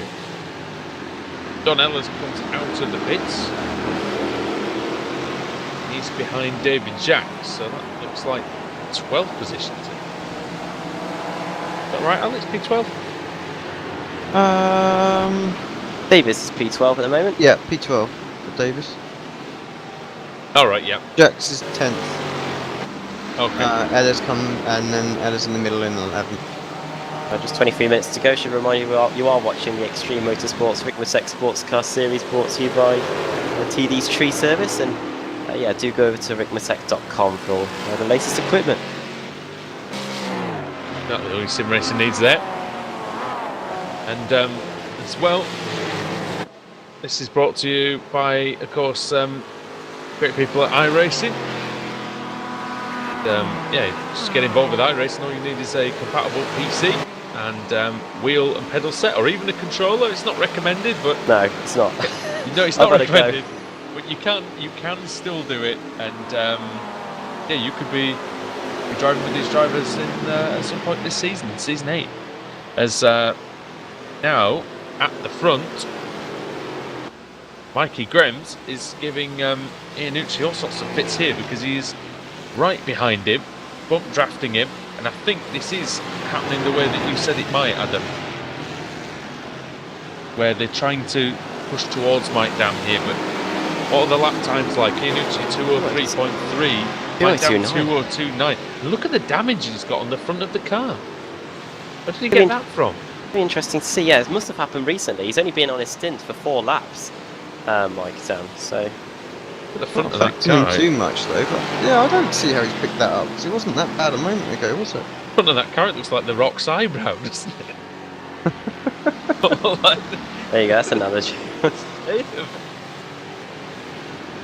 You smell what Mike Dam's cooking. Well, at the minute he's cooking up a storm at the front. 5 seconds. Yeah, it doesn't seem to be eating into it too much, do they? It's 21 minutes to go in the race, I should say. There's only 5 seconds. There's 21 seconds. We wouldn't be talking about, say, possible surge forward at all. But yeah, we'll see what happens with the lap times. These guys are, of course, on 1 lap fresher tyres. After these guys all came in a lap after Mike Dam. It's probably not going to help them too much, but you need everything you can get, really, if you want to push forward and take the win away from the Canadian. Yep, they're definitely going to have to do the best they can. And they're certainly trying. Pasquale Iannucci, Mikey Grems, Jeff Jacobs and Tyler Schiffler. Been good stuff from Grems. He didn't race last season, did he? But he's looked pretty solid in this race. Adam is one of the few with fairly undamaged car out there. And yeah, good performance by him in the start of the season. Running inside the top 10. See if we can push forward towards the end of the race. Just checking in the Mazda MX-5s. They have some have been in, some haven't. Rob Hartley and Ash Beard are still yet to make their second visits to the pits. I thought Hartley was just about to jump down there, just on cue, but no, decides to go for another lap. Ash Beard in second, yeah, he's still yet to make a pit stop. So the 2 teammates going long here in the second stint. Third is John Allen, who has made his second visit to the pits pretty early on as well. Well, we saw him come in actually a moment ago, and David Payton, he's just come in for his second stop as well. So a mixture of MX-5s rolling the dice in terms of strategy. Yeah, we'll see where that all rolls out and how it all unfolds very, very soon. You can see also on the MHR Foxfoot cars, they're sporting the Billy Munger tributes. Of course, we've got a charity race coming up on Friday, which hopefully you'll be able to tune into. Yeah, we've got the Billy Whiz fundraiser. It's Friday evening, about 8 o'clock, I believe it is. And yeah, it should be a lot of fun. I believe it's 3 races in the Porsche and the Kia. That should be great, and it's all for a great cause. It's a great lad, Billy Munger, and well, if you've seen any of the, I don't know if you've seen any of the footage that's come out this week, but what an attitude he's got! It's unbelievable, isn't it? He's so positive about everything. It's fantastic. Great to see, and yeah, hopefully you can draw inspiration from the likes of Alex Zanardi, who've come back to racing after suffering similar injuries, and yeah, great story. Zanardi's going to win 2 Paralympic gold medals. Which both is, around, both around two racetracks. Yeah, Brands Hatch, and I think the Paralympics was around where the old Rio de Janeiro course used to be. Yeah, that's what the Rio Jarapagua circuit, I believe. Jarapagua, I think. But yeah, fantastic stuff. And the BSR fundraiser has already raised before even the race has taken part. It's already raised well over £1,000. So that's great to see. Fantastic.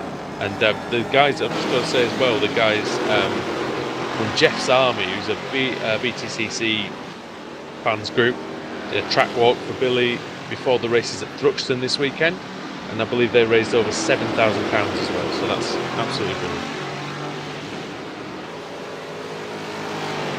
Great when you see the motorsport community, Alex, coming together for a cause like that.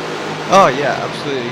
And I'll tell you what, they're one of the best, for doing that. A lot of others don't rally behind each other. So, and even like the sim racing community will get involved. It's great to see what's been put on for this charity event. And it's a lot of money to raise for us. We don't have the kind of money some of these motorsport racers do. Great to see some of the F1 drivers as well, and some of the drivers from around the world. They're putting in donations in the 5-figure amounts, and yeah, it really does show that, and it shows to someone like Billy as well that those guys are thinking about him, and it must mean a lot to get those messages through from people who he's probably looked up to for most of his career. So yeah, it's great, and I hope he gets back out on the track as soon as possible.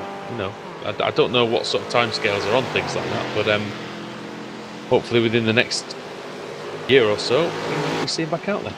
Yeah, looking pretty tasty for second place right now, guys, I have to say. Mikey Grimes. Mikey Grimes is actually did a great race, doesn't he? Slowly works his way up. Bit, yeah.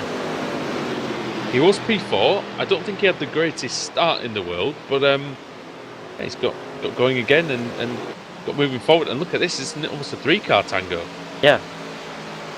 2's good, 3 doesn't usually end well. Yeah, the 3 is what caused all the problems, wasn't it, in the MX-5s earlier, so... Oh yeah, definitely.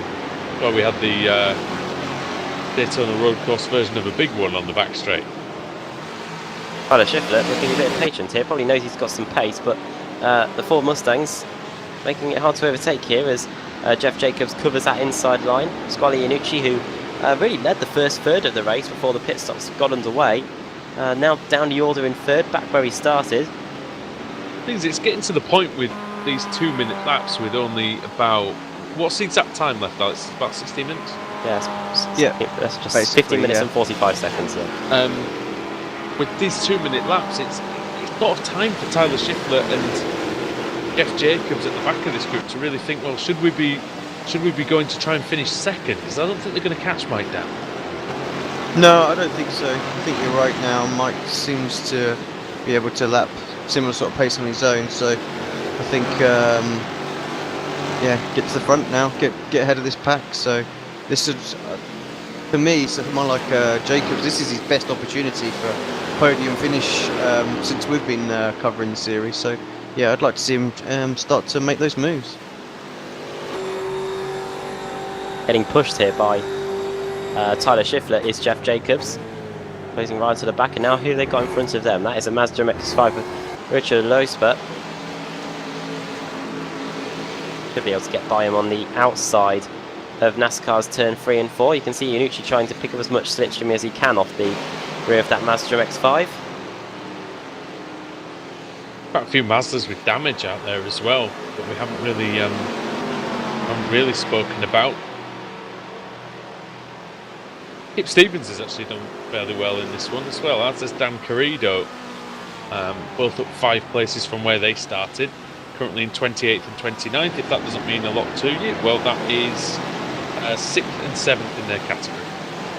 Yeah, Kip obviously had to avoid that big crash, didn't he, as well? And that's what really, he lost the pack at that point.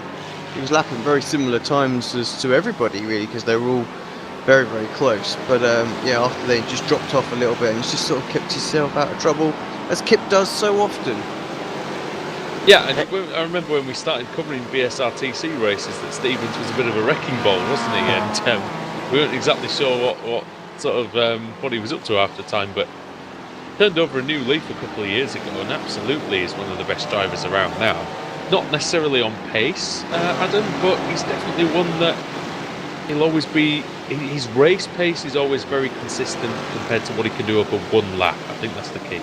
Yeah, he's one of the drivers you could do with on your Motorsport Manager career. Yes. Yeah, he gets the results on a consistent basis, and hence why he's a 2-time BSRTC champion. He's made the showdown on a few occasions now in the BSRTC. Nearly won the championship if it wasn't for a collision with Wojciech Savidovic in the rounds leading up to Daytona in 2015. So yeah, very experienced man handling the Kia, and not too bad it seems in the Mazda MX-5s as well. Interestingly enough, in the Mazda MX-5s, we're still expecting Rob Hartley and Ash Beard to make a second visit to the pits. They're cutting a bit fine now, 13 minutes to go. Yeah, that's pretty fine now, unless they manage to save enough fuel, but surely that's... Yeah, 16-lap stint. Optimistic, isn't it? Yeah. Dan Carrido's come in, so maybe you can expect them in the not-too-distant future. Just going to ask Alex a question, actually, based on management. Would you rather have a fast driver that's erratic, or would you rather have a slow driver who's consistent, or would you want neither? Yeah, you just want to make the perfect one out of the pair of them, wouldn't you? Really? Yeah. You slow down and you speed up. Yeah, and then leave the two drivers to a mediocre. Yeah. But it's difficult, isn't it? I think I'd always rather take, and this is no disrespect to say Ash Sutton, for instance, but he's the one who springs to mind. I'd always rather take a Dave Baker over an Ash Sutton, because you know Baker's going to finish the races. Yeah. No, and I think you're right, and I think the fact that Dave Baker's leading both the BSR series right now is the kind of driver that you want to have, you know. Even the Renault, where he's pretty much a second a lap slower than the fastest guys. Yep, he's still there, which is amazing. Yeah. The touring cars, he is one of the faster guys, so really that's scary for everyone else, in my opinion.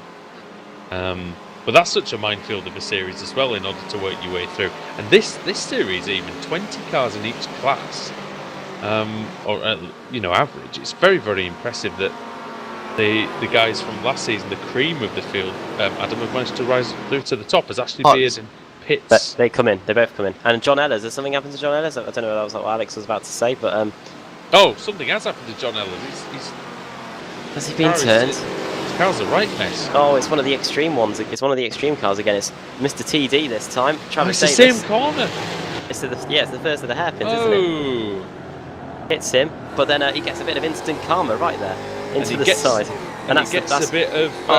dear me. So one of the Extreme Motorsports cars broke the right rear in the same corner, and now this time it's happened to Travis Davis. He couldn't almost replicate the incident. It was Davis at fault for both, wasn't it? And that's a bit weird. TD normally doesn't get involved in things like that, but he has this time. Alex Marshall is trying desperately to get involved with Brandon Whitworth in a battle. And now that they've seen off Ellers and Davis, though, they'll be up 2 positions at the end of this lap. Marshall, who's his I rating's very solid, Alex, isn't it? It's in the, I believe it's in the 3000s. Yep. Yeah, no slouch really. You know, obviously new to the car, so taking him a little while to get into it, but been doing a bit of the F1. Has just steamed straight past Whitworth there. I can tell you that the highest I rating in the field is Rob Hartley in the Porsche, 7,200. Nice. And he's just taken second place away from David Payton. That was close as well, wasn't it? He came back up the track. He almost collected Payton. And that's the advantage of pitting late on. John Allen, for example, he's on his 12th lap in his final stint. He did a 24-second stop. Rob Hartley did 19 seconds. And Ash Beard, who pitted at the same time, did 16 seconds. So, yeah. After all that, though, John Allen's still the man at the front. Yeah, still well, the is man to Hartley beat on the here. fresher rubber now with lighter fuel? Will he be able to close this gap up? It's only 4.8 seconds. Not a great deal, in it?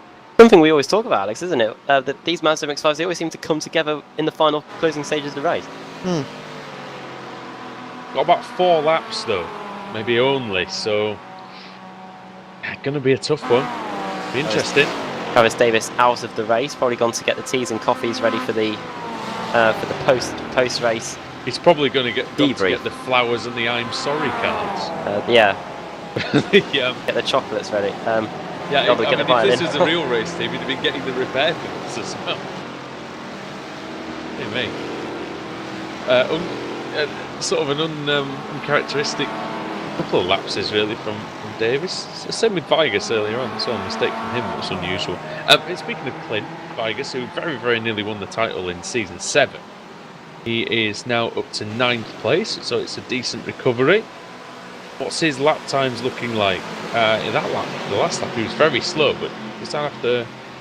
Yeah, up to And 9th. even in I the mean, I pits- think he'll take a top 10 from the first race after all that damage, and which unfortunately he did get that corner all wrong, didn't he? So we'll take that on the chin.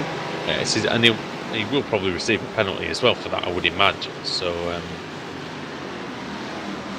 although Dree's nice, the driver who he took out is actually ahead of him, as is Mike Griffith. So Griffith who clashed with Iannucci at that very hairpin. Griffith in 6th position. Griffith's been very impressive in this race, hasn't he? First time I think we've seen him, Adam, and he was running very, very strongly. He briefly had the lead and then went a bit wrong, but he's stuck to his task and he's only 12 seconds behind. Yeah, it's one of the drivers that's had to recover after various incidents. The same said for Drees Nice, and ironically, they're both right with each other on the track. Mike Griffith, the man from Pennsylvania, in 6th position, only 1 position lost now since the start of the race. So that is, I mean, you probably could say that's a job well done. And Drees Nice up in 7th position, another top 10. After switching from racing in the Mazda MX-5, which I think he did in this championship on a part-time basis last season. Now driving in the Ford Mustangs and the Benelux driver. Probably racing at God knows what time in the morning. Probably an hour later than even we are here in the UK. Yeah. Staying awake enough to, staying alive you could almost say, to stay inside the top 10. That makes it 4:30 in the morning. Jeez. Probably just about see the sun coming up in Belgium. That is absolute madness, I say. It's not quite getting light here in the United Kingdom, but give it time. We could potentially start seeing the first break of dawn by the end of this race. You never know. It's crazy how fast this year's going. We're only about 6 weeks away from the longest day already. Indeed. Close. Right. Well, Close with 6 second. minutes to go. This Mikey battle for Grace. second place is looking ridiculously tasty now. Come on, Jeff. Let's see you get second place, mate. You You're guys there. need to have at it now. There's not long left. You're not going to catch him, so let's go. Take what you can get. Iannucci and Shiflett side by side. Shiflett's been trying this outside line a couple of times. Been rehearsing it. He's got a good exit. Is he alongside? He is. Both going to Fast turn kick in. here then. Oh, it's a great corner that in a car like this. Shiflett very, very late on the brakes. Tries the wide line. Iannucci. You're going to get undercut here. Oh, he is. Oh, side by side. Nearly knocking mirrors off each other there. Fantastic stuff. Like that MX-5 Oh, video where the guy grabs the wing mirror off the other Oh car, yeah, folds it in. It's, Tyler Shiflett then. Is he going to make Iannucci fold? Yeah, another one where it all ends in a right heap at Croft. Stuff generally ends in a heap at Croft, I think, as Shiflett is in front of Iannucci now. Grims gets a bit of a timely slipstream from the Mazda as well. He's clear before the bus stop. That's gonna, I tell you what, that right there might have just confirmed his second place in this race, because all of a sudden the guys are 1.5 seconds away, still struggling. He's going to be out of the draft. Also, being a 2-minute lap, we're not going to get too many more laps around this circuit with just 4.5 minutes left on the clock. His lap times are good as well, Mikey Grims. They're not making that sort of time up at all. 1.5 seconds the gap now between Mikey Grims and Tyler Shiflett. He's got it made if he doesn't run into any difficulties, but he can't rush. He can't be impatient. So what happened to Ben Hackerson in round 1 of the Club 73 touring cars last night? And he wasn't even being particularly impatient. It's just what mixed class racing can do.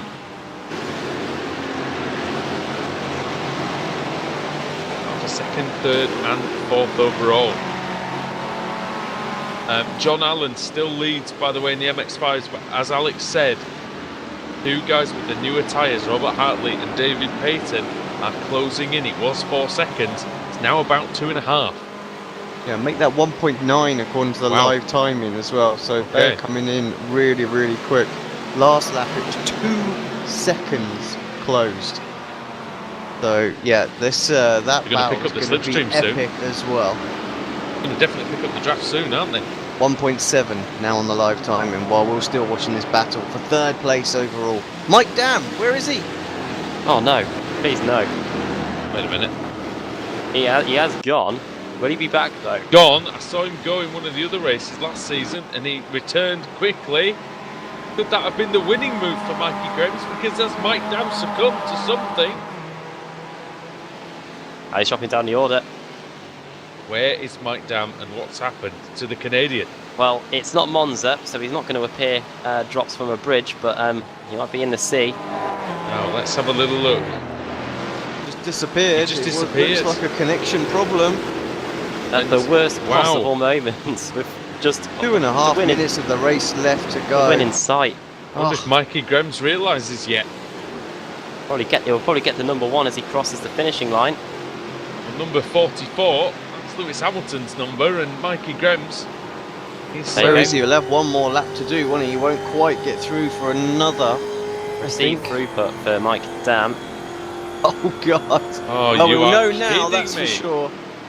Oh, and guys, look at this for the MX-5 as well. 0.3 of a second up front. I'm thinking Allen's short on fuel. Oh He's dear! had to tuck in behind. All coming to a head in both classes then. And now I wonder now if Tyler Shiflett and Pasquale Iannucci know the gap's only 1 second between those guys as they come over the timing line to start the final lap of the race. I feel that Allen's probably just got to drive like hell now to try and stay in front. So do the others as well. Shiflett and Iannucci and Jacobson. Will it get to Mikey Grims the fact that he's now inherited the lead instead of P2? It's a different pressure now. Oh, he is, and actually it's only 0.7 of a second at the front now. Half a second. Pressure, yeah, he's building. Oh, is David Payton going to have a go at the inside here? No, he doesn't. Talk about championship defining moments. John Allen is wide. He's so wide, but he gets a good run. Well, just have one in round 1. I've no idea. They're going to get one more lap, aren't they? Got to keep an eye on both classes here. Mikey Grims' lead is being reduced. Tyler Shiflett has finally got to the head of this queue. He's been trying to get to the front of most of this race. Tell you what, I tell you what, 1 minute. Might just sneak another lap here. They got might. A photo finish on their hands in both classes. I think they might. I think Mikey Grims and Tyler Shiflett might just get to the MX-5s. They're just on their way into the bus stop chicane now. Kidding as well. If they'll get together, could be absolutely. They all are just streaming through and shot. It's shades of Cota all over again, Alex, here. And I tell you what, if the Mustangs lap them, then this will be the final lap in the MX-5s. And that'll be the end. That'll be just like the Club 73 Will touring cars last night. The white flag's not out yet, and we're on the run now to the checkered flag. possibly, or the white flag. Will they get there before the counter times out? I don't think they will. I don't think they'll get to the MX-5s. That is 14, very, very close. 13. Where are they? Here I we think go then. we'll get one more lap of the Mustangs. We will get one more lap of the Mustangs. Grems can't slow down either. It's not like he can wait for the time to run out. Or 3, yeah, another lap. Is it going to be? It is. They're Just over the line. sneaking Just 2 through seconds. there. 2 seconds to go then. One more lap happens here. Mikey Grems, number 44, starts lap 44. And will it be the one that brings him the win? Couldn't have written it, could you? Here we go. I wish I did. I could write things as good as this. The top 3 in the this is fun here they now. come. Top 3 in the MX-5s versus the top 4 in the Mustangs. Oh my goodness me. Class victories up for grabs, overall wins as well. And now the MX-5s are across the track. Oh, and no. that's Dude, that Shifted. might just be it. Shifted absolutely Oh, no. boxed in. There's surely going to be some contact here. And Shifted is on the grass. Broken. Mike Dam, Tyler Shiflet's car's done, I think. He's off. I think the right rear is broken. I think he might get going again. I think he's all right. I think he finished the race, but Peyton come out Yeah, of that broken one in the right rear. lead. I have to say that's what happens, you know, when it's so close there. The Mustang drivers are normally so patient, no patience given whatsoever there. they couldn't MX-5s afford all to. over the place. I don't think they could afford to, Alex. I think it would No. have been. That would have been it, you know. But Mikey the only chance for Grems some of got these through guys. there, didn't he? Absolutely Yes. fine. He was the one who actually managed to get through, no problem. And that's what forced the rash moves from the rest of them. Because they were defending, wasn't it? And they were split across the track, Alan and Peyton. Well, it's Alan is out of fuel, I think, boys. I think Alan's struggling there. Then out of the bus stop chicane for the final time. We've seen an absolute barnstormer here to kick off the season here at Daytona International. Surely going to take his victory and the first one of the season. Back race for second. Yep, Checkered Jacobs. flag. The checkered flag is out, and it waves for Mikey Grems. Second That's for Jeff very close Jacobs. for P2. Who's going to win the Mazda MX-5s? It's going to be David Payton. David Payton, very close with Rob Hartley, you know. Yeah, and like you say, Alan just chugging along there. Payton He was needed out of one fuel. lap less, didn't he? That was what he needed. Alex Payton was out of fuel. He was out. Really? He was As slowing well. down. If you look at his, if you look at the speedometer on his car, Go on board. It got to 204, 203, and then round the tri-oval, 200, 198, 196. Oh, you can hear it. He's spluttering, yeah. And he wins it by a fraction. Payton judges the fuel perfectly. Oh, I'm on board with Hartley. Hartley's doing exactly the same thing. Both of them running out of fuel. I wondered why you didn't close that quickly. Did John Allen finish the race? I Oh. think he did. Is this race still going on? Contacts in the chicane. Rafael Motta off. Yep, those guys are still going because they were a minute and a half behind. Got Brooks is there. Mike Dam's there as well. 74 coming in hot. Richard Losper. Let's have a look at this into the chicane, then what happened. Oh, just bash, wasn't it? Dear me. I think Mike Dam might still be credited as still on the lead lap. I don't know. I think he might be a Mike lap down Dam. actually. Mike Dam was still going, I think. Crosses the line, and yeah, somehow, despite a received through puss, he only finishes 1 minute and 33 seconds behind our eventual winner. Wow, and he even gained a place on the final lap. Did Mike Dam? Well, it's not what he wanted, Alex, but it is a finish and it is points. Well, yeah, exactly. But, you know, he'll be gutted. So he had that race sewn up, really. So, but yeah, what a fantastic finish there as well. A bit of everything. So, yeah, we've had a treat the last couple of races, you know. This is why we love this league. We don't even. It doesn't even feel like it's 20 to 4 in the morning because this is just so much fun, and yeah, we love watching this every single week and bringing it to you here on Apex Racing TV. Adam, if you will do the honours and take us through the finishing order of what was an absolutely wonderful race. So Mikey Grems takes the victory then, 1.2 seconds ahead of Jeff Jacobs. That's that meeting between the leaders in the Mustangs and the MX-5s really did shape the conclusion of that race. Pasquale Iannucci only finished less than a tenth of a second behind Jeff Jacobs at the end. podium for him on the opening race of the season. Tyler Shiflett finishing in 4th. Trees nice. The transition to MX5 from MX5s to Mustangs works relatively well, I think. 5th position for him. Mike Griffith in 6th with Clint Vigas in 7th after seeing the demise of his championship rival from last season, Mike Dam. 8th for Lauren Bateman. 9th David Jacks and Brandon Whitworth rounding up the top 10. Alex Marshall in 11th. Good start from him for the Apex Cheese and Wine division. John Ellers in 12th. 13th for Stephen Thomas. Matthew Katila in 14th. And Michael Ruddock in 15th. And Russell Ruddock in 16th position. Michael Monaghan in 17th, 18th for Scott Brooks. Mike Dam, there he is, the pole sitter, and almost certain nailed-on race winner, finishing in 19th. 20th for Rafael Motta, getting turned around in the final chicane, the last car on the lead lap in the Mustangs, and then Robert Brist in 21st. And then a class victory for David Payton in the Mazda MX-5s, with Rob Hartley finishing in 2nd. John Allen in 3rd after running out of fuel towards the end. Ash Beard in 4th, the reigning MX-5 BSR champion. And 5th for Dan Carrido, with 6th place Tom Rafter after making 3 visits to the pits. Richard Losper in 7th, Kip Stevens in 8th, 9th Edgar Sancinelli, and 10th for Dave Fitzgerald. 11th for Brian Holmes, another of the British drivers. He also to make a 3rd visit to the pits. 2-minute stop as well, so problems for him.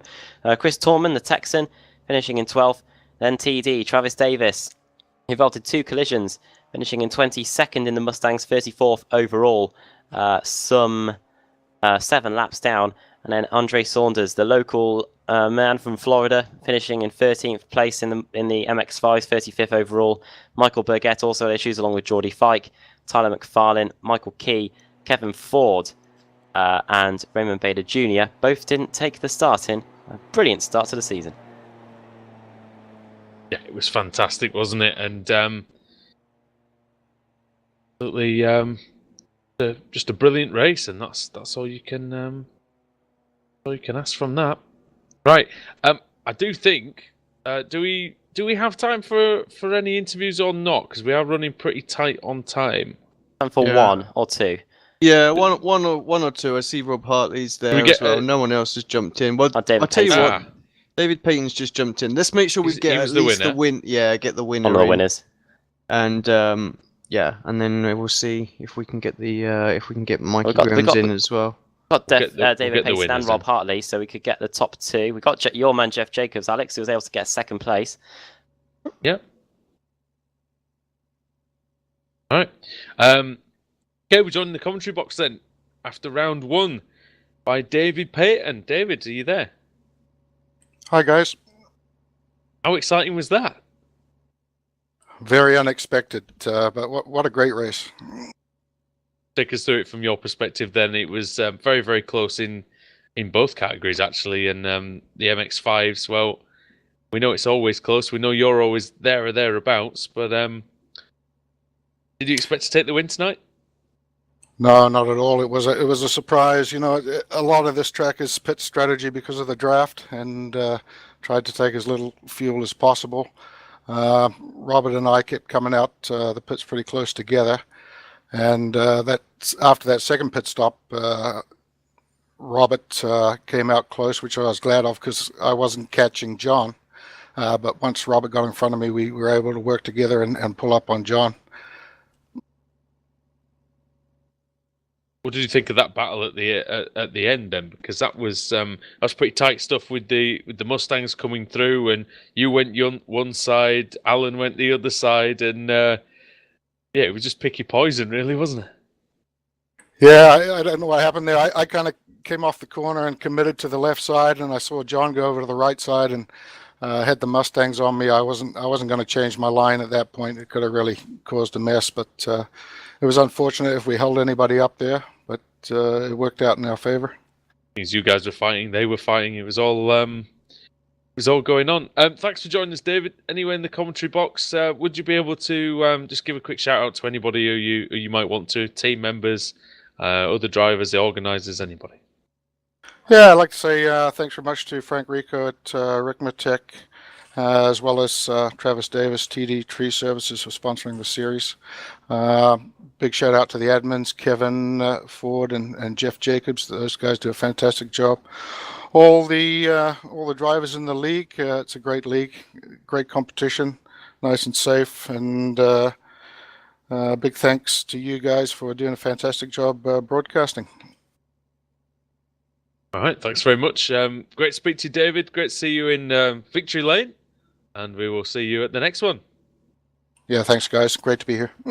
Cheers. We have Adam with Rob Hartley as well. Yeah, okay. So Rob Hartley joins us. So he's going to be our final interview of the day, and we'll get the Mustang guys in as well as Mustangs, okay. Yeah. Oh, Rob Hartley, hello. How's it going, guys? Second place. Tell us about that race for you. It was pretty eventful, especially towards the end, where the Mustangs decided to join the party on that final lap.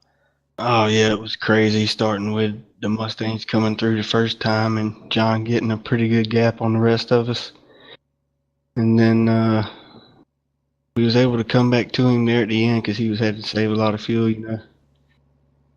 And when I was trying to save fuel, and I was watching all that happen ahead of me, and it was kind of crazy. And me and David, I don't know if you can see it on the stream, but we was both sputtering coming to the line. Oh yeah, we saw that. We was both out of gas, so it was crazy. For that final stint, were you pretty much right from the moment you left the pits, having to see how much fuel you had left from that point onwards? Yeah, I didn't save any right when I come out the pits. I was trying to catch John, and then when I seen he was coming back to us, I knew he was saving. So I started saving as much as I could, and right there at the end, I let David go and tried to save as much as I could in the last 2 laps, and just didn't save enough. I went just too early and started burping in travel.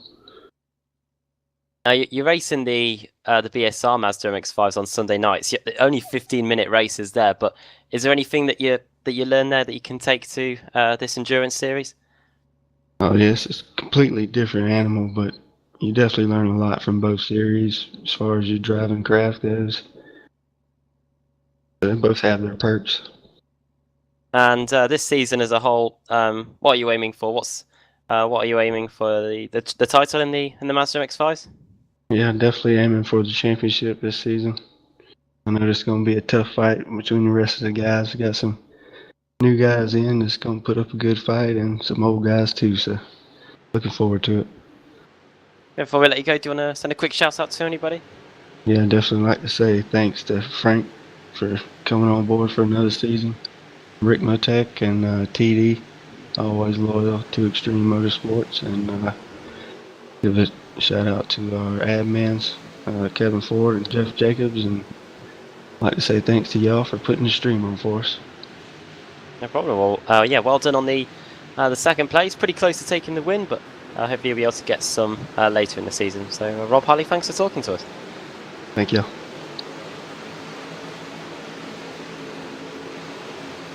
Getting Alex's man of the race. Alex, you were Jeff Jacobs. Yep. Well, hey there, how are y'all doing? I was going to talk to both the guys at the same time, get it done. Sorry, so we're a bit tight on time. So let's bring in Mikey first of all. Mikey, congratulations. Inherited the lead with what? 1 and a bit laps to go. I bet that put some pressure on you. Oh yeah. I was making mistakes right when I seen him drop off, for sure. Yeah, that was given to me. And then just talk us through that last lap more than anything, because I mean, you guys obviously had a great battle for the last 20 minutes, half hour after the last pit stop, but really it all come down to that last lap. Absolutely, like, you know, what do? You've got leaders in, like, well, first, second and third in both classes, you know, on the same bit of tarmac, all desperately trying not to lose any time. You know, you come through, I mean, really, you got through so quickly compared to the rest of it, and that sort of, that's what made that last little half lap run to the checker nice and safe for you. Yeah, for sure. The 3 lap down cars that were fighting for the lead and Mike Dam are the reason why I won that. That created a gap, and last lap was a breeze. Yeah, of course, obviously you're never favourite, are you, being in front on the last lap? So, yeah, I bet you were so lucky there, just thinking, got this one. Yeah, absolutely. Jeff Jacobs, he pushed me to lead. And Pushed me through all that. We had that was about an hour-long battle with all 4 of those guys. Yeah, well, I just want to come to Jeff now as well. Jeff, I was willing you on through that race. You'll watch it back. Kept I kept pumping you up. Come on, let's have absolutely. you. I wanted about 10 minutes before you to get that move into second, but you weren't having any of it. You were sitting nice and steady, just in that sort of 5th place, ready to capitalize on any mistakes, and in the end, got you a podium. Yeah, exactly. With this group, you just got to be patient. And I thought the 4 of us that were running together there came out of our last pit stops, worked together, see if we could reel in Mike Dam. And you could just never give up in this series. You just keep hammering away lap after lap. And this time, it worked out great. And, just, again, talk me through that final lap from your perspective, because obviously, unlike Mikey, you were a bit further back, so you had everyone darting left, right, and all sorts as they were going into that kink left before the right-hander. So, exactly. Like you're saying, it makes it extra challenging when you're the 3rd and 4th car in the line, because you got the spoiler of the Mustang in front of you blocking most of your view, and you're just trying to look through their windshield to see where is that Mazda going, and am I going to have an opportunity to make a move here? So it makes it pretty exciting. I have to say we've been treated to a bit of an epic opener to the season. Are we expecting something very similar from you guys again next week? Oh, I think so. I think we're going to see some great competition with these full fields and some really talented drivers. We got Mikey here, who is maybe a rookie for the series, but certainly a no rookie on the service as we saw tonight. Yeah. Well, congratulations, guys. Podiums for both of you. I hope you can repeat that again next week. Just quickly before you go, do you want to just give us a quick shout out to the sponsors and everyone? Hey, absolutely. Start with you, Mike. We especially appreciate you guys coming back and joining us again here with Apex, doing these terrific broadcasts. We get great comments from their drivers and their fans watching it, so we appreciate the hard work that you all put in here. And of course, we appreciate Frank at Ricmotech for his support of the series, and TD's tree service. Thanks very much, Jeff. And Mikey, anyone you want to add? We'll give you the money later, Jeff. Yeah, I definitely want to give a shout out to V-Apex that they put my cars together, and I drive them. Nice. Appreciate it, guys. Right, thanks, gents. Well, all the best next week, and we'll see you there. Thanks so much.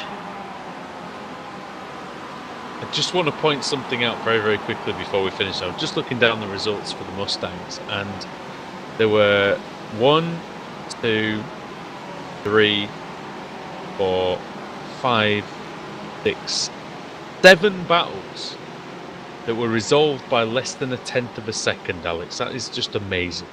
Yeah, crazy. Less than 1/10. Half an hour and a half's worth of racing. That's what we like. 2nd and 3rd, 5th and 6th, 7th and 8th, 10th and 11th, 12th and 13th, 14th and 15th, and 17th and 18th. Adam, I don't think you'll find closer racing really anywhere than in some of the series that we do, at least. Oh yeah, guys, you set the bar.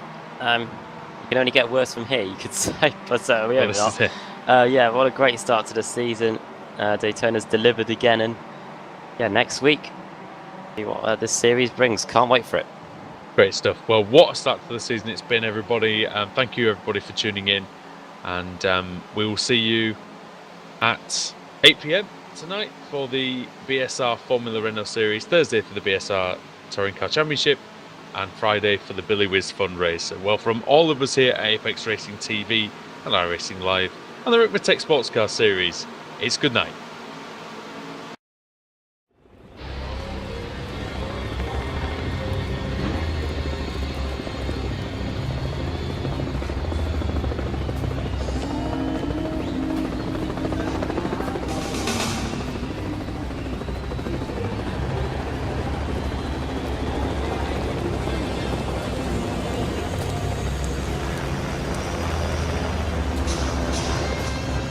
Focus, determination, passion, stamina, and the will to win. The end result, the Ricmotech Sports Car Series.